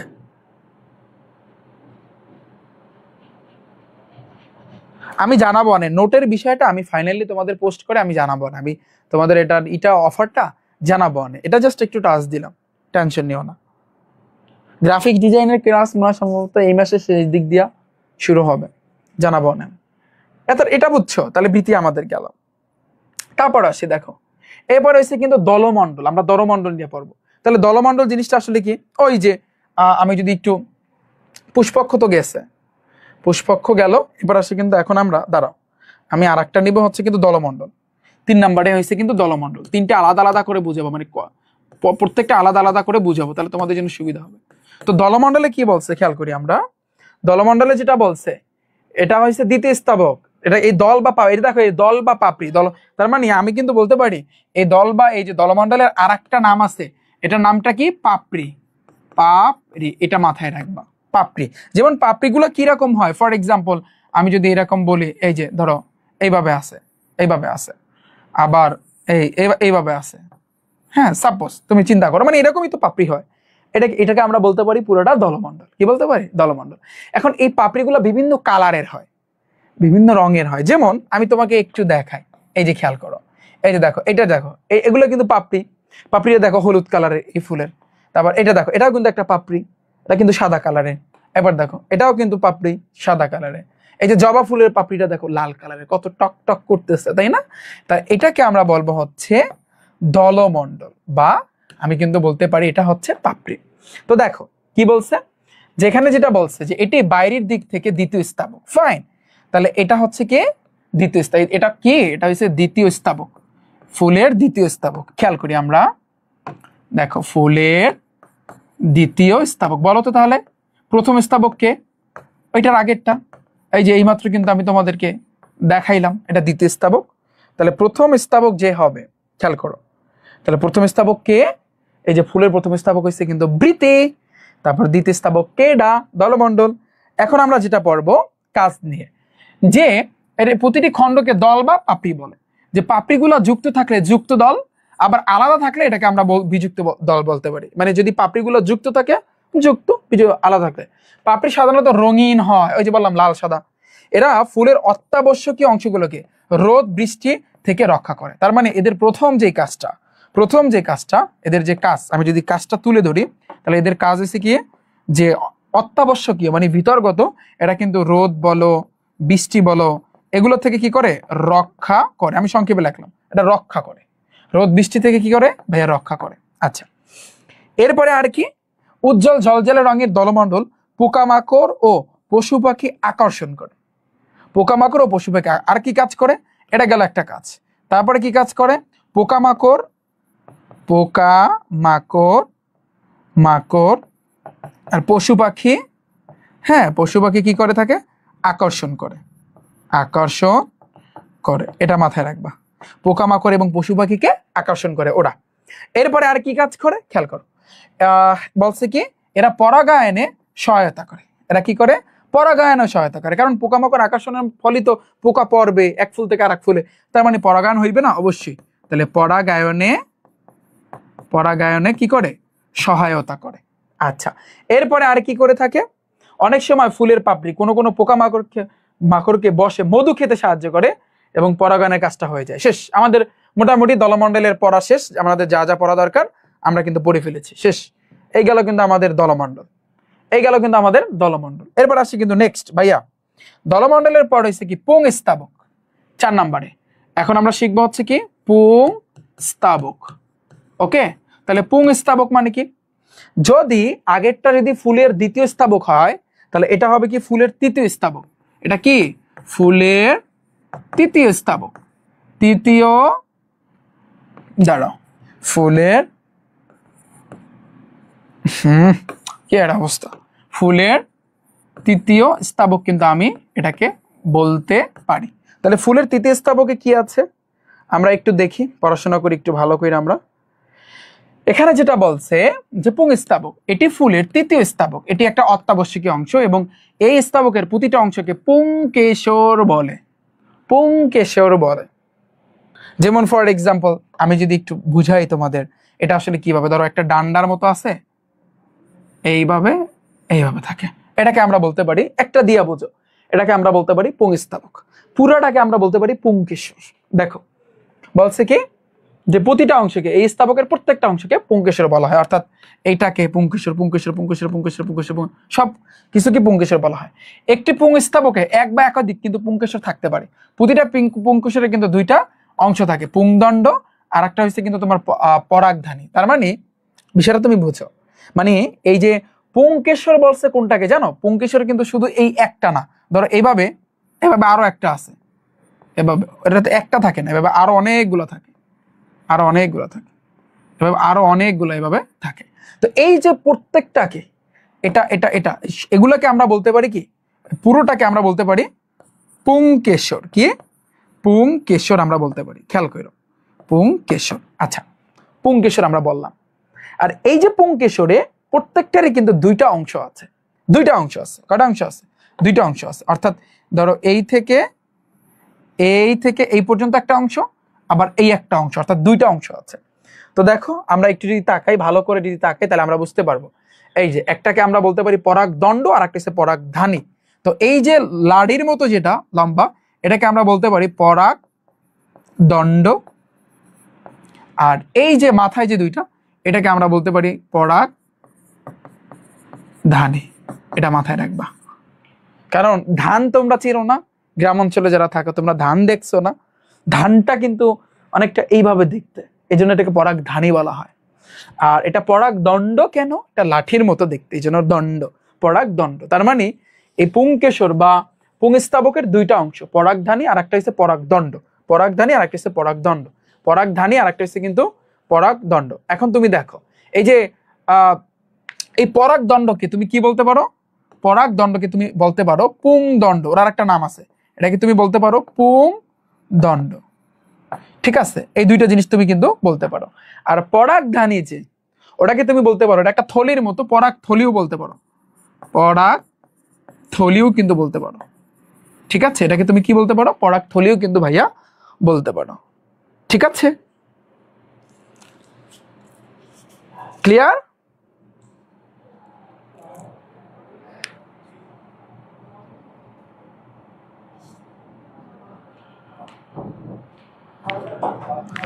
বুঝছো? এতটুকু বুঝছো? তাহলে আমরা দেখো পুংস্তাবক ফুলের কিন্তু তৃতীয় নম্বর স্তাবক, এটাকে আমরা বলতে পারি পুংকেশর, এবং এটা দুইটা অংশ, পরাগদণ্ড বা পুংদণ্ড, আর একটা হচ্ছে তোমার পরাগধানী, বা এটাকে তুমি পরাগথলিও বলতে পারো। শেষ। এরপর দেখো আমাদের কি বলছে, আর কি লাগবে? পুংকেশরের দণ্ডের মতো অংশকে পুংদণ্ড, আর শীর্ষের মতো থলির মতো অংশকে, ওই যে একই জিনিস, পরাগধানী এবং পুংদণ্ড সংযোগ অংশকে এটাকে যোজনী বলা হয়। অর্থাৎ এটাকে, আর এই পুরো জিনিসটাকে, এইটা আর এইটা, এটা যদি তুমি যুক্ত করো, এই দুইজনকে যদি তুমি যুক্ত করো, তাহলে তুমি যেটা পাবা সেটা হচ্ছে তোমার যোজনী পাবা। কি পাবা? যোজনী পাবা। এগুলো এমসিকিউতে আসবে। পরাগধানীর মধ্যে পরাগ উৎপন্ন হয়, পরাগধানীর ভিতরে পরাগ উৎপন্ন, এই পরাগ রেণু অঙ্কুরিত হয়, পরাগ নালী গঠন করে, এবং এই পরাগ নালী পুং জননকোষে উৎপন্ন হয়। এগুলোর সিস্টেম আমি তোমাদের সামনে দেখাবো। এখন আপাতত এখান থেকে তোমাদের যেটা মাথায় রাখতে হবে, যে পরাগদণ্ড যদি একগুচ্ছে থাকে তখন তাকে একগুচ্ছ বলে। যেমন তোমার কাছে কিন্তু জবা, পরাগদণ্ডটা যদি তোমার একগুচ্ছে থাকে, তোমরা এই যে পরাগ যে দণ্ডটা কিন্তু একটা গুচ্ছে আছে, একটা গুচ্ছে, একটা একটা একটা। যেমন আমি যদি তোমাদেরকে দেখাই, যে আমি যদি তোমাদেরকে জবা ফুলটা দেখাই, জবা ফুলটার দিকে তাকাও, এই যে দেখো পরাগদণ্ডগুলো একটা একটা একটা একটা একটা, অর্থাৎ একটা গুচ্ছে আছে, এক গুচ্ছে আছে। এটাকে আমরা বলতে পারি হচ্ছে কি, এটাকে আমরা বলতে পারি, দাঁড়াও আমি একটু এখানে যাই। তো এই পরাগ, এই যে পরাগদণ্ড এক গুচ্ছ থাকলে এটাকে আমরা বলতে পারি এক গুচ্ছ, যেমন হচ্ছে কি জবা। আর যদি দুই গুচ্ছ থাকে এটাকে বলতে পারি দ্বিগুচ্ছ, যেমন হচ্ছে কি মটর। যদি বহুগুচ্ছ থাকে এটাকে আমরা বলতে পারি বহুগুচ্ছ। পুংস্তাবক, যেমন হচ্ছে কি তোমার শিমুল। বিষয়টা বুঝতে পেরেছো? অর্থাৎ একগুচ্ছ পুংস্তাবক, দ্বিগুচ্ছ পুংস্তাবক, আর একটা হচ্ছে বহুগুচ্ছ পুংস্তাবক। এখানে তিন ধরনের কিন্তু পুংস্তাবক আছে, একগুচ্ছ, দ্বিগুচ্ছ, বহুগুচ্ছ। একগুচ্ছ, দ্বিগুচ্ছ, বহুগুচ্ছ। তার মানে পুংস্তাবক কিন্তু একগুচ্ছ আছে, একগুচ্ছ পুংস্তাবক, তারপর দ্বিগুচ্ছ, হ্যাঁ দ্বিগুচ্ছ পুংস্তাবক, আর একটা হচ্ছে তোমার বহুগুচ্ছ পুংস্তাবক। এটা একটু মাথায় রাখবা। তো একগুচ্ছের ভিতরে আছে কি জবা, দ্বিগুচ্ছের ভিতরে আছে কি মটর, আর বহুগুচ্ছের ভিতরে আছে কি, যেখানে তোমার এটা হচ্ছে শিমুল আছে। কি আছে? শিমুল আছে, শিমুল আছে। ঠিক আছে? শিমুল ফুল দেখছো, মটর দেখছো, একটু সার্চ দিয়ে নিও। এরপর আর আছে কি, আর পড়তে হবে কি, যখন পরাগধানী একগুচ্ছ থাকে। এখন আমরা এই যে জিনিসটা যে বললাম, যে তোমার একগুচ্ছ পুংস্তাবক, এটা কিসের ক্ষেত্রে জানো? এটা হচ্ছে তোমার পরাগদণ্ডের ক্ষেত্রে, পরাগদণ্ড। হ্যাঁ, অর্থাৎ যখন পরাগদণ্ডটা একগুচ্ছ থাকে তখন তাকে একগুচ্ছ পুংস্তাবক বলে। যখন পরাগদণ্ড দ্বিগুচ্ছ থাকে তখন তাকে দ্বিগুচ্ছ পুংস্তাবক বলে। যখন পরাগদণ্ড বহুগুচ্ছ থাকে তখন এটাকে আমরা বহুগুচ্ছ পুংস্তাবক বলতে পারি। এখন এটা গেল আমাদের পরাগদণ্ডের ক্ষেত্রে। এখন পরাগথলির ক্ষেত্রে আছে না, এই যে দেখো, যখন পরাগধানী বা পরাগথলি একগুচ্ছ থাকে তখন তাকে যুক্তধানী বা সিনজেনেসিয়াস কিন্তু বলা হয়। ঠিক আছে? আর মুক্ত অবস্থা এবং পুংকেশর দলমণ্ডলের সাথে যুক্ত থাকলে তখন তাকে দললগ্ন পুংস্তাবক কিন্তু বলা হয়ে থাকে। তাহলে আমরা আমাদের এখান থেকে দুইটা জিনিস জানতে হবে। এখন আমরা জানবো হচ্ছে পরাগধানী যদি একগুচ্ছ থাকে, খেয়াল করো। এরপর হচ্ছে কি পরাগধানী, পরাগ। তো এই পরাগধানীটা যদি ভাইয়া তোমার এক গুচ্ছে থাকে, এক গুচ্ছে যদি থাকে, তাহলে এটাকে আমরা কি বলতে পারি? এটার নামটা কি? যুক্তধানী বা সিনজেনেসিয়াস। এটাকে আমরা বলতে পারি যুক্তধানী বা সিনজেনেসিয়াস, সিনজেনেসিয়াস তুমি কিন্তু বলতে পারো। ঠিক আছে?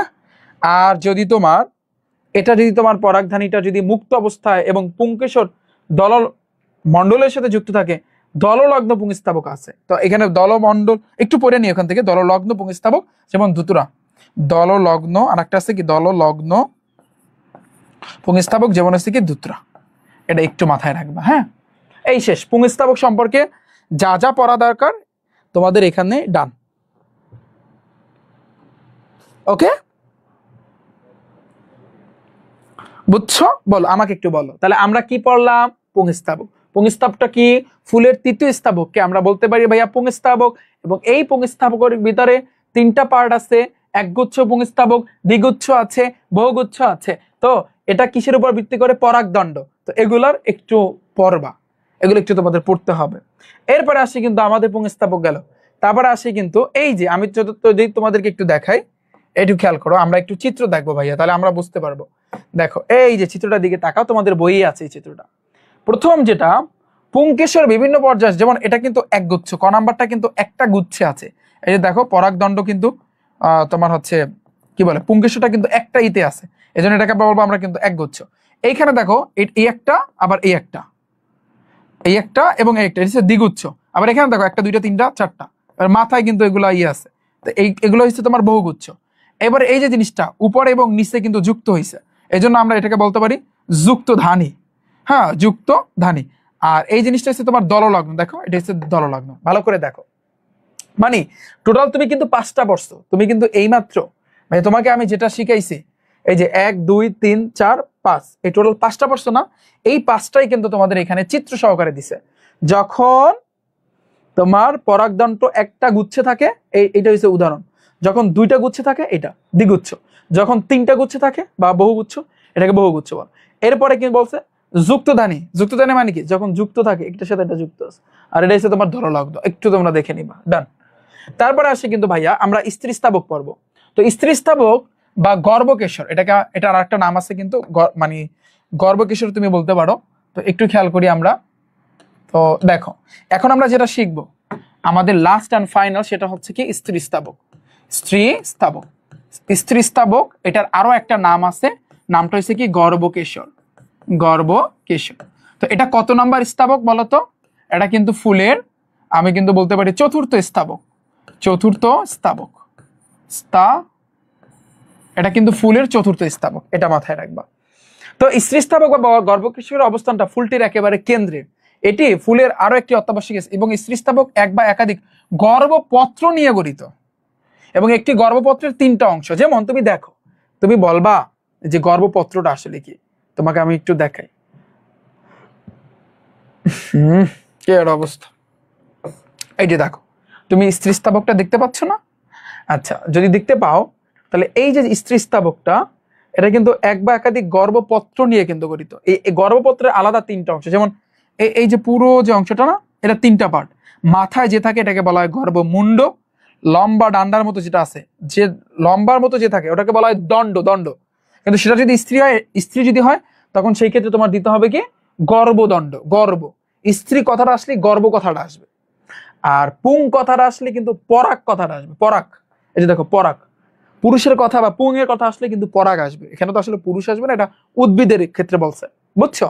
যদি পুং আসে তখন পরাগ কথাটা আসবে, যদি স্ত্রী আসে তখন গর্ভ কথাটা আসবে। দেখো এই স্ত্রীস্থাবকের 3টা অংশ, আর পুং কিশোরের 2টা অংশ ছিল, পরাগ দণ্ড লম্বার মতো, আর একটা হচ্ছে পরাগ ধানী। আর এটা 3টা অংশ। মাথায় যে থাকে এটা হচ্ছে গর্ভমুণ্ড, তারপর যে লম্বার মতো গর্ভদণ্ড, আর এটাকে বলা হয় কিন্তু ভাইয়া গর্ভাশয়। এটাকে কি বলা হয়? গর্ভাশয়। গর্ভমুণ্ড, গর্ভদণ্ড এবং আরেকটা হচ্ছে কিন্তু গর্ভাশয়। তো বিষয়টা হচ্ছে কিছুটা ধরো এইরকম এরকম কিছু একটা এরকম হবে, এবং এখানে ভিতরে কিন্তু গর্ভাশয় আছে। তো এই যে এটাকে বলা হয়, আমরা বলতে পারি স্ত্রীস্থাবক। তো এই স্ত্রীস্থাবক কিন্তু ভিতরে 3টা অংশ আছে। এটাকে আমরা বলতে পারি কি, মাঝখানে যে থাকে এটাকে আমরা বলতে পারি গর্ভাশয়। গর্ভাশয়। আর এটা যেহেতু লাড়ির মতো, এই জন্য এটাকে আমরা বলবো গর্ভমুণ্ড। গর্ভমুণ্ড, সরি গর্ভমুণ্ড কেন, গর্ভদণ্ড। দণ্ড, গর্ভদণ্ড। আর এটা যেহেতু একেবারে মাথায় অবস্থিত, মুন্ডু মানে মাথা, এটা এই জন্য আমরা বলতে পারি গর্ভমুণ্ড। নাকি বলতে পারি না? একটু সিস্টেম করে পড়ো, তাহলে তোমার জন্য মনে রাখতে সুবিধা হবে। গর্ভমুণ্ড, মুন্ড মানে কি মাথা, ওই জন্য এটা মাথায় মুন্ড। তা গর্ভদণ্ড, এটা লাড়ির মতো যেটা দণ্ড বলা হয়। এই এসে কিন্তু মোটামুটি ভাবে তোমার স্ত্রীস্থাবক। এখন তোমাকে যেটা বলছে, স্ত্রীস্থাবক এক বা একাধিক গর্ভপত্র নিয়ে গঠিত। একটি গর্ভপত্রের 3টা অংশ থাকে। কি কি? যে তোমার হয়েছে গর্ভাশয়, গর্ভদণ্ড, গর্ভমুণ্ড।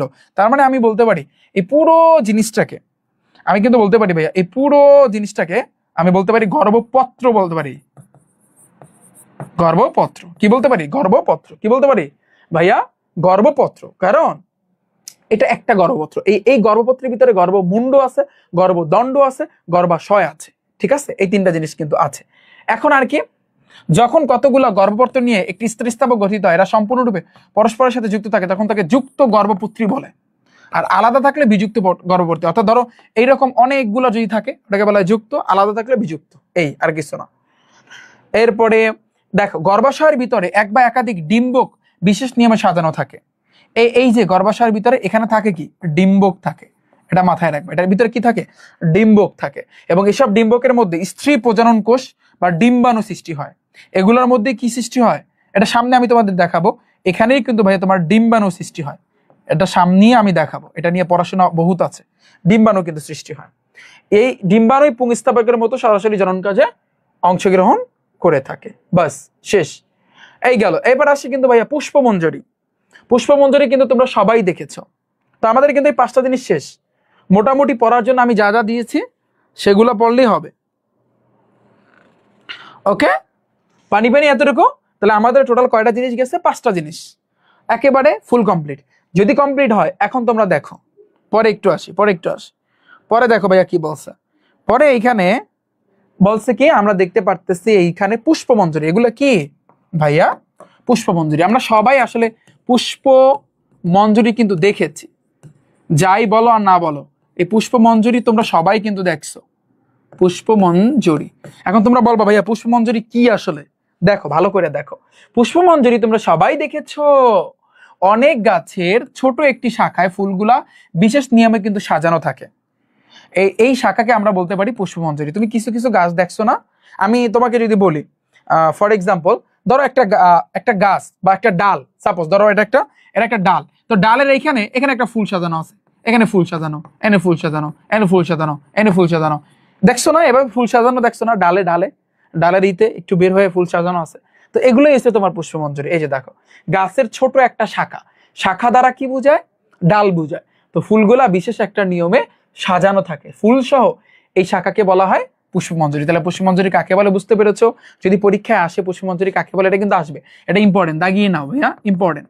যে গাছের ছোট একটা শাখায় যে ফুলগুলা বিশেষ নিয়মে কিন্তু একটা সাজানো থাকে, একটা নিয়ম মাফিক সাজানো থাকে, এই শাখাকে আমরা বলবো পুষ্পমঞ্জরি। কি বলবো? এই শাখাকে আমরা বলবো পুষ্পমঞ্জরি। এখন যেই শাখায় ফুলগুলা সজ্জিত থাকে তাকে মঞ্জরি দণ্ড বলে। তার মানে ধরো ফর এক্সাম্পল, এই যে শাখা, এই শাখা সাজানো আছে, এটাকে আমরা বলবো মঞ্জরি দণ্ড।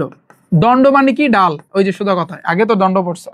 ওকে, এরপরে দেখো, আমরা এখন খেয়াল করব, এই শাখার বৃদ্ধি অসীম হলে অনিয়ত পুষ্পমঞ্জরি, আর তোমার বৃদ্ধি যদি থেমে যায় তখন তাকে নিয়ত পুষ্পমঞ্জরি কিন্তু বলে। তুমি ভালো করে দেখো এইখানে তুমি দেখতে পাচ্ছ, এটার দিকে তাকাও, বা তোমার বইও আছে, এখানে একটা ডাল দেখতে পাচ্ছ? তোমরা কথা বলো, ডাল দেখতে পাচ্ছ? এই যে ডালটা, এটা কিন্তু সামনের দিকে, উপর দিকে যাচ্ছে, এটা কিন্তু আরো যাইবে সামনে, আরো কিন্তু যাবে। তো এইটাকে বলা হয় মঞ্জরি দণ্ড। এই মঞ্জরি দণ্ডের বৃদ্ধি যদি অসীম হয়, এর কোনো সীমা নাই, ধরো যত বড় হবে, যত দিন যাবে কিন্তু বাড়তে থাকবে, তো এটাকে আমরা বলতে পারি অনিয়ত পুষ্পমঞ্জরি। অর্থাৎ পুষ্পমঞ্জরি দুই প্রকার, একটা হইছে অনিয়ত পুষ্পমঞ্জরি, হ্যাঁ, আর একটা হইছে কিন্তু ভাইয়া তোমার নিয়ত পুষ্পমঞ্জরি। তো অনিয়ত পুষ্পমঞ্জরি কি আসলে? দেখো, অনিয়ত পুষ্পমঞ্জরি আসলে কি? অনিয়ত পুষ্পমঞ্জরি হচ্ছে যদি তোমার মঞ্জরি দণ্ডের বৃদ্ধি অসীম হয়। এখানে বলাই আছে, যেই শাখার বৃদ্ধি অসীম হয়, যেই শাখার এটা দিতে পারো, বৃদ্ধি অসীম, যার কোনো সীমা নাই, এটাকে আমরা বলতে পারি অনিয়ত পুষ্পমঞ্জরি। কিন্তু এই যে শাখা, এটাকে আমরা বলবো এখানে মঞ্জরি দণ্ড। যাই হোক, একটা লিখলি হয়। আর যেই শাখার বৃদ্ধি যদি থেমে যায়, যে শাখার বৃদ্ধি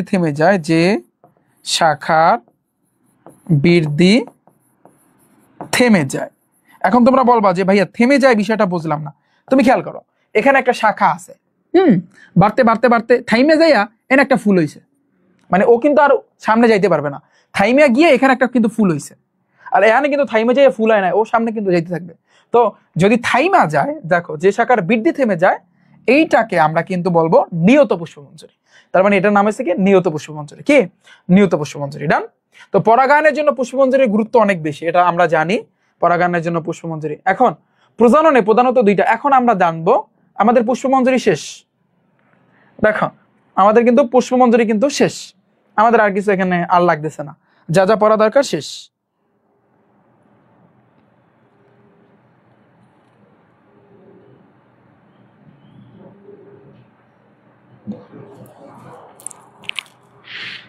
বলো এতটুকু? আচ্ছা, একটু থামো। এই শোনো, বলো এই যে এই পর্যন্ত যা যা পড়াইছি কার কার মাথার মধ্যে ঢুকছে আমাকে জানাও। এই পর্যন্ত যা যা পড়াইছি কার কার মাথার ভিতরে ঢুকছে জানাও। ফার্স্ট অর্ডার নাম্বার ভাইয়া ওয়েবসাইটে একটু মেসেজ দাও, কি বলে হোয়াটসঅ্যাপে একটু মেসেজ দাও।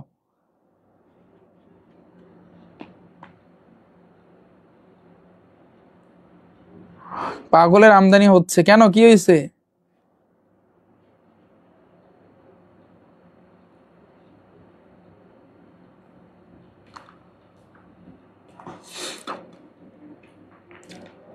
এতটুকু বুঝছো ভাইয়া, বলো আমাকে একটু জানাও। হ্যাঁ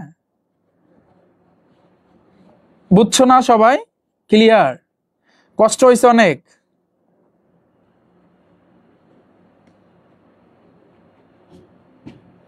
মনে নেই, মনে থাকার জন্য একটু তোমার পড়তে হবে, একটু পড়তে হবে, একটু পড়তে হবে, বুঝছো?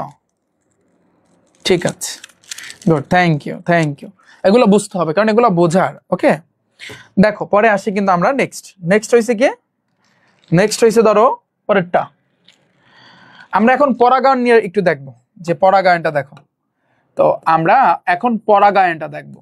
পরাগায়ন, বলো তো ভাইয়া পরাগায়নটা আসলে এক্স্যাক্টলি কি? দেখো আমি যদি তোমাদেরকে একটু দেখাই যে প্রজননে, এই যে প্রজননের যে জিনিসটা আমি তোমাদের সাথে আলোচনা করতেছি, তো এই প্রজননে তোমার হইছে দুইটা ধাপ হচ্ছে, দুইটা ধাপ হচ্ছে যথাক্রমে, একটা হচ্ছে পরাগায়ন আর একটা হচ্ছে নিষেক। প্রজননের ক্ষেত্রে দুইটা ধাপ, একটা হচ্ছে তোমার পরাগায়ন এবং আরেকটা হচ্ছে কি নিষেক। পরাগায়ন আর একটা হচ্ছে কি নিষেক, পরাগায়ন আর একটা হচ্ছে কি ভাইয়া নিষেক। এখন আমরা পরাগায়নটা সম্পর্কে একটু জানি। পরাগায়ন বলছে কি, যে পরাগায়নটা হয়েছে, পরাগায়নকে পরাগ সংযোগে বলা হয়, ফুল উৎপাদন বীজ পূর্ব শর্ত। আচ্ছা একটু পরাগায়ন কি জানো? ফুল এবং বীজ উৎপাদন করা পূর্ব শর্ত। এটা এমসিকিউতে দেয়া যায় যে ফুল এবং বীজ উৎপাদন করার পূর্ব শর্ত কি, তখন অ্যান্সার হবে কি পরাগায়ন। ফুল এবং তোমার হচ্ছে বীজ উৎপাদন করার পূর্ব শর্ত হচ্ছে কি পরাগায়ন। এখন দেখো ফুলের পরাগদানি থেকে পরাগ রেণুর একই ফুলে অথবা একই জাতের অন্য ফুলের গর্ভমুণ্ডে স্থানিত হওয়াকে পরাগায়ন বলে। মানে এই যে দেখো পরাগায়নের সংজ্ঞাটা কার কার, কে কে পারবা বানিয়ে লেখবা, এটা মুখস্থ কিচ্ছু না ভাইয়া, মুখস্থ কিচ্ছু না। বলছে কি ফুলের পরাগধানী থেকে, পরাগধানীটা কোথায় থাকে? ওই যে মাথায় একটা লাঠির মতো তারপর মাথায় আছে, এটাকে বলা হয় পরাগধানী, যেটা পুংয়ের ক্ষেত্রে, পুংকেশরের ক্ষেত্রে।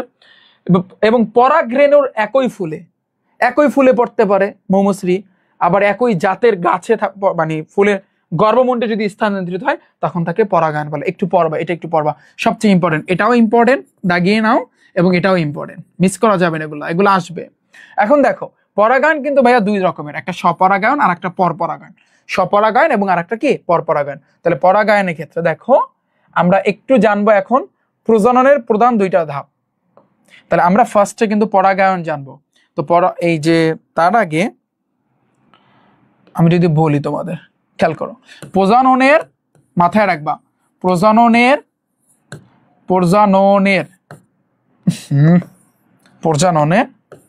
প্রজননের কয়টি ধাপ? দুটি ধাপ, এটা মাথায় রাখবা।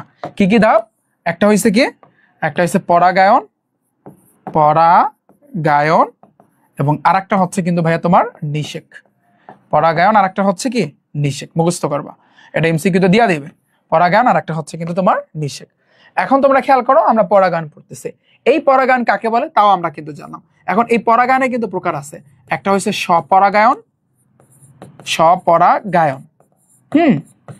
এবং আরেকটা হচ্ছে কি জানো, আরেকটা হচ্ছে তোমার পরপরাগায়ন। তোমার মাথায় যদি বুদ্ধি থাকে আমি আশা করছি এই দুইটার সংজ্ঞা কি হবে তা তুমি বুঝতে পারতেছো। স্বপরাগায়ন পর বোঝো, পর আপন আর পর, এটা তো চেনো, আপন কেডা আর পর কেডা, এটা তো বুঝছো। তাহলে এখানে কিন্তু ওই জিনিসটা কিন্তু এখানে আসবে। যেমন তুমি দেখো স্বপরাগায়ন মানে কি, যে তোমার একই ফুলে বা একই গাছের ভিন্ন দুইটা ফুলের মধ্যে যখন পরাগায়ন ঘটে, একই ফুলের হইতে পারে, এটা কি, এটা সংজ্ঞাটা হইতে পারে তোমার একই ফুলে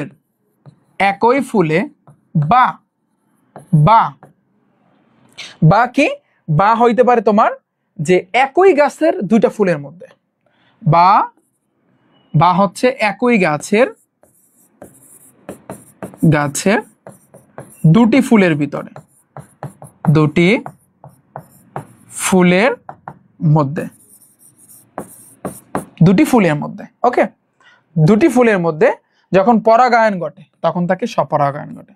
পরাগায়ন ঘটে, পরাগায়ন ঘটে। তুমি দেখবা, খেয়াল করলে দেখবা ভাইয়া, তুমি দেখবা যে ধরো একটা গাছ আছে, গাছের ভিতরে দুইটা ফুল হইছে, তখন একটা মৌমাছি যখন ওই বা মৌমাছি বা কোনো পোকা যখন ওই একটা ফুলের উপর পইরা টাস করে যদি সাথে ফুলে যদি যায়, তখন কিন্তু ওদের ভিতরে একটা পরাগায়ন হয়। এটাই বলছে, একই ফুলে বা একই গাছের দুইটা ফুলের ভিতরে যখন পরাগায়ন ঘটে। এখন এটার উদাহরণ তোমার মাথায় রাখতে হবে, যেমন সরিষা আর ধুতুরা।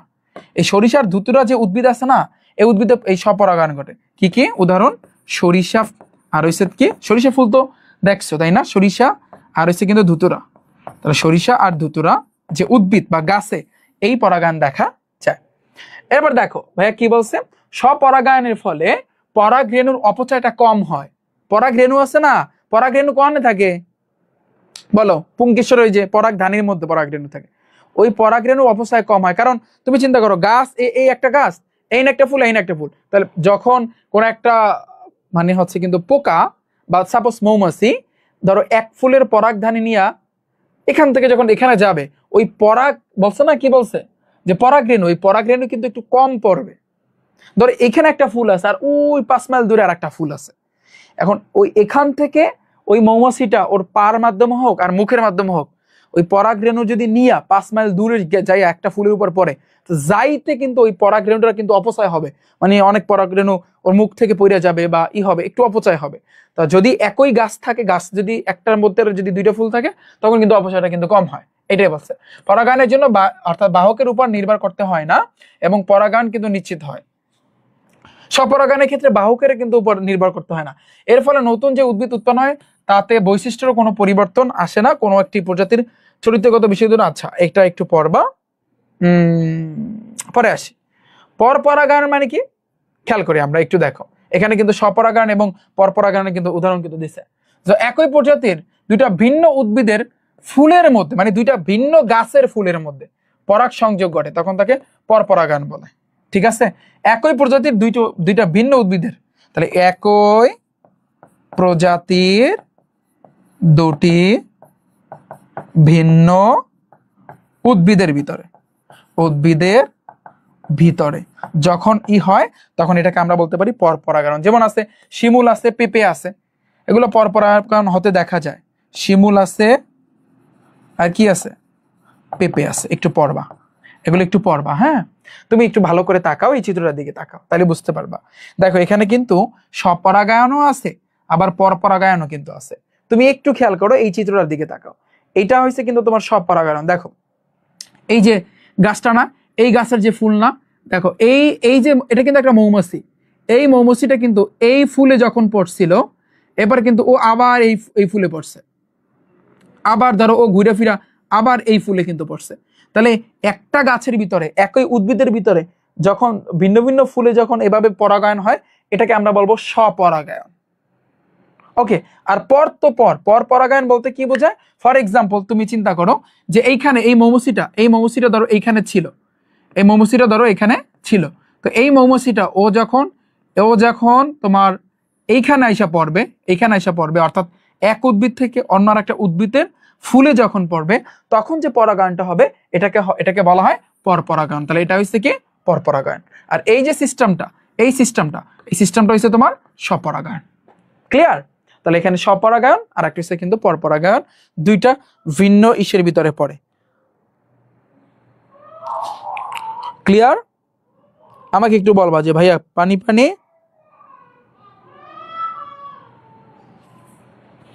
স্বপরাগায়ন আর পরপরাগায়নের বিষয়টা ক্লিয়ার? যদি পরাগায়ন, এখন আসি আমরা, আমাদের যদি ভাইয়া ক্লিয়ার হয়, এখন আমরা একটু দেখবো কি জানো, নিচের দিকে যাও, এই যে দেখো পরাগায়নের মাধ্যম, এটাকে বলা হয় পতঙ্গ পরাগী ফুল। এটার নাম কি? পতঙ্গ পরাগী ফুল। এই যে দেখতে পাচ্ছ, আমার এখানেও চিত্র আছে, এই যে দেখতে পারতেছো পতঙ্গ, এই যে পতঙ্গ পরাগী ফুল। পরেরটা যদি দেখায় প্রাণী পরাগী ফুল, এটা হচ্ছে প্রাণী পরাগী ফুল। পতঙ্গ পরাগী ফুল আর প্রাণী পরাগী ফুল, দুইটা ফুলের কথা বলছি, একটু আমাদের পড়তে হবে পরাগায়নের মাধ্যমটা। যে পরাগ স্থানান্তরের কাজটা অধিকাংশ ক্ষেত্রে কোনো না কোনো মাধ্যমের দ্বারা হয়ে থাকে, একটা মাধ্যম লাগে, যেই মাধ্যমে পরাগ বহন করে গর্ভমুণ্ড পর্যন্ত নিয়ে যায়, তখন তাকে পরাগায়নের মাধ্যম বলে। যেমন ওর পায়ে কিন্তু লাইগা অন্য একটা ফুলে যখন আবার মুখে যখন লাগে লেগে অন্য একটা ফুলে পড়বে, এটার মাধ্যমেই তো পরাগ হয়। বায়ু, এটা মাধ্যম কি কি হইতে পারে জানো? অনেক সময় হইতে পারে বায়ু মাধ্যম, যেমন ধর বাতাস আসছে, তো বাতাস আসলে একটা ফুলের পরাগ, ওই যে পরাগধানী আছে না, পরাগধানী থেকে পরাগ রেণু উইরা অন্য একটা ফুলে পড়তে পারে বাতাসের মাধ্যমে, তো বাতাস থাকতে পারে। পানির মাধ্যমে হইতে পারে, পানিবাহিত বা অর্থাৎ পানির ভিতরে জন্মে এমন ফুল আছে না, আছে, বা এমন উদ্ভিদ আছে না, আছে, তো পানির মাধ্যমে কিন্তু এটা হইতে পারে। তারপরে তোমার হয়েছে কীটপতঙ্গ, এই যে বিভিন্ন কীটপতঙ্গ, পাখি, বাদুর, শামুক, এমনকি মানুষ এই ধরনের মাধ্যম হিসাবে কাজ করে থাকে। ফর এক্সাম্পল, তুমি একটা ফুলের বাগানে গেলা, এখন তোমার একটা ফুল খুব ভালো লাগলো, ধরো এই ফুলটাই তুমি ধরলা হাত দিয়া, তুমি দেখবা ঘুরি ঘুরি জানি কি লেগে রয়েছে, তুমি বলো ধুর এগুলো আবার কি, এবার আর একটা ফুলে যাইয়া তোমার হাতটা কিন্তু দিলা, তো তোমার ওই যে হাতে যেটা লেগে রয়েছে একটু হালকা তো কিছু লেগে থাকে, খেয়াল করলে দেখবা হালকা কিন্তু কিছু লেগে থাকে। যেমন জবা ফুল, তো এটা কমন একটা ফুল, এটা তোমরা যদি ইচ্ছা করো তোমরা কিন্তু সংগ্রহ কিন্তু করতে পারবা। হ্যাঁ, তাহলে ওই জবা ফুলে তুমি দেখবা যে মাথায় একটু ধরলে গুড়ি গুড়ি হাতে কিন্তু বাঁচবে, ওইটা হচ্ছে তোমার পরাগধানী। জবা ফুলের মধ্যে তো তোমার ওই পুং আর একটা হচ্ছে স্ত্রী, দুইটাই থাকে, উভয়টাই কিন্তু থাকে। বিষয়টা বুঝছো?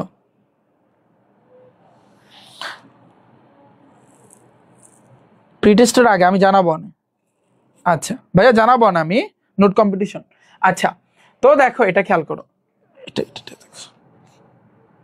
ওকে। এরপর দেখো মধু খেতে অথবা এই যে সুন্দর রঙের আকর্ষণে পতঙ্গ বা প্রাণী ফুলে ফুলে কিন্তু ঘুরে বেড়ায়, এই কথাটাই কিন্তু বলছে। তো এটা একটু ভাইয়া তোমরা পড়বা, এখানে ডিটেলস লেখা আছে, একটু পড়বা, একটু পড়লে তাহলে ভালো হবে। এইখানে আরেকটা গুরুত্বপূর্ণ যে বায়ু পরাগী ফুল অনেক হালকা এবং মধু ঘ্রাণহীন।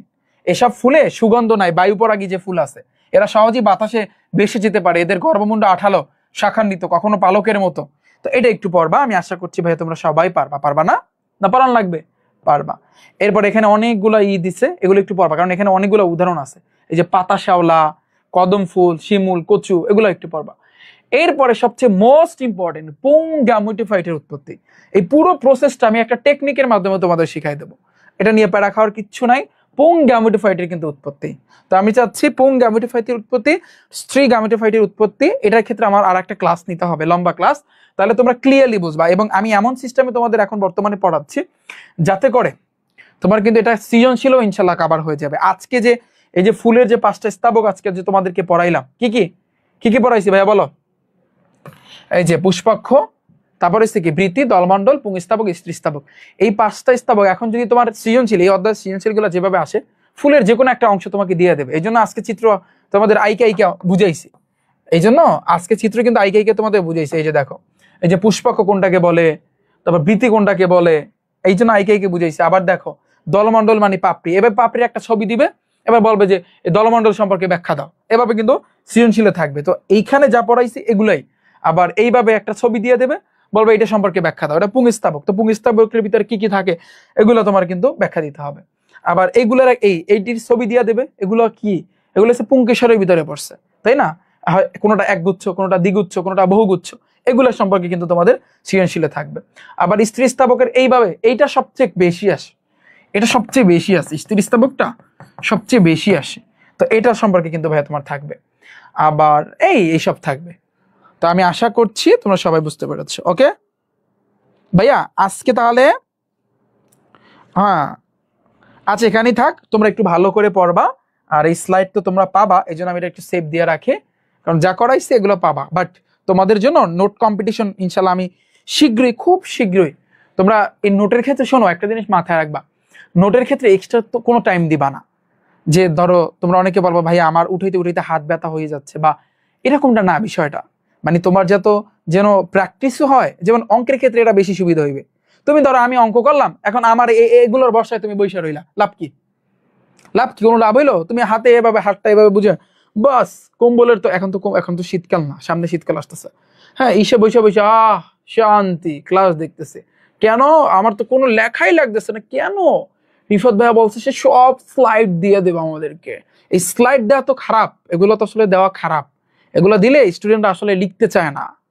হ্যাঁ, এটা কিন্তু পরবর্তীতে খুব খারাপ একটা জিনিসে পরিণত হয়, এবং একটা পর্যায়ে এটার জন্য রেজাল্টে একটা ইফেক্ট পড়ে, রেজাল্টে কিন্তু একটা ইফেক্ট পড়ে। কারণ তুমি একদিন 2 দিন আমার ক্লাস দেখতেছো, আমি বলবো যে ভাইয়া নোট দিব, ওই নোটের বর্ষায় বসে রয়েছে, নোটে বসে বসতে থাকতে একটা পর্যায়ে দূর ভাল লাগে না, লিখতে ভাল লাগে না, এই লিখতে ভাল লাগে না, তোমার বাংলাও খারাপ হইবে, বাংলা সৃজনশীল আছে, তোমার বাংলাদেশ বিশ্ব পরীক্ষাও খারাপ হইব, তোমার ওই যে অন্যান্য যে সাবজেক্ট গুলো যেগুলো আছে ইসলাম ও নৈতিক শিক্ষা এটাও খারাপ হইব। তো এই তো বিষয়টা বুঝতে পেরেছো। তো আমি আশা করছি বুঝছো। একটু এই জন্য আমি তোমাদের জন্য একটা কম্পিটিশনের ব্যবস্থা করতেছি, যে আমি আশা করছি তোমরা সবাই পার্টিসিপেট করবা। অনুরোধ তোমাদের সবাই পার্টিসিপেট করো, তোমার লেখা যা হোক, অর্থাৎ তোমার লেখা যদি অনেক খারাপ হয় তারপর তুমি অংশগ্রহণ করবা, তোমার জন্য প্লাস পয়েন্ট।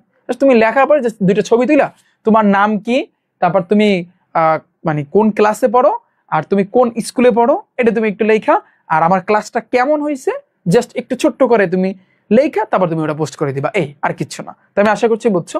সবার সাথে দেখা হচ্ছে নেক্সট ক্লাসে। আজকে এতটুকু পড়াইলাম, আমি চাইছিলাম আরো পড়াইতে, বাট তোমরা অনেকেই বলতেছো না ভাইয়া আর পারবো না। আচ্ছা,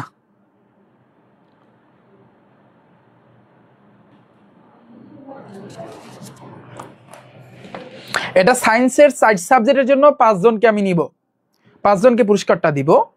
আর গণিত আর ইংরেজি কম্বো কম্বো যারা ভর্তি আছে ওইখানে ওই 2 সাবজেক্টের জন্য আবার 5 জন, তাহলে 5 জন 5 জন 10 জন। বিষয়টা বুঝছো? এই তো আমি আশা করছি বুঝছো। তো ভালো থাকবে ভাইয়া, দেখা হচ্ছে তোমাদের সাথে। আল্লাহ হাফেজ।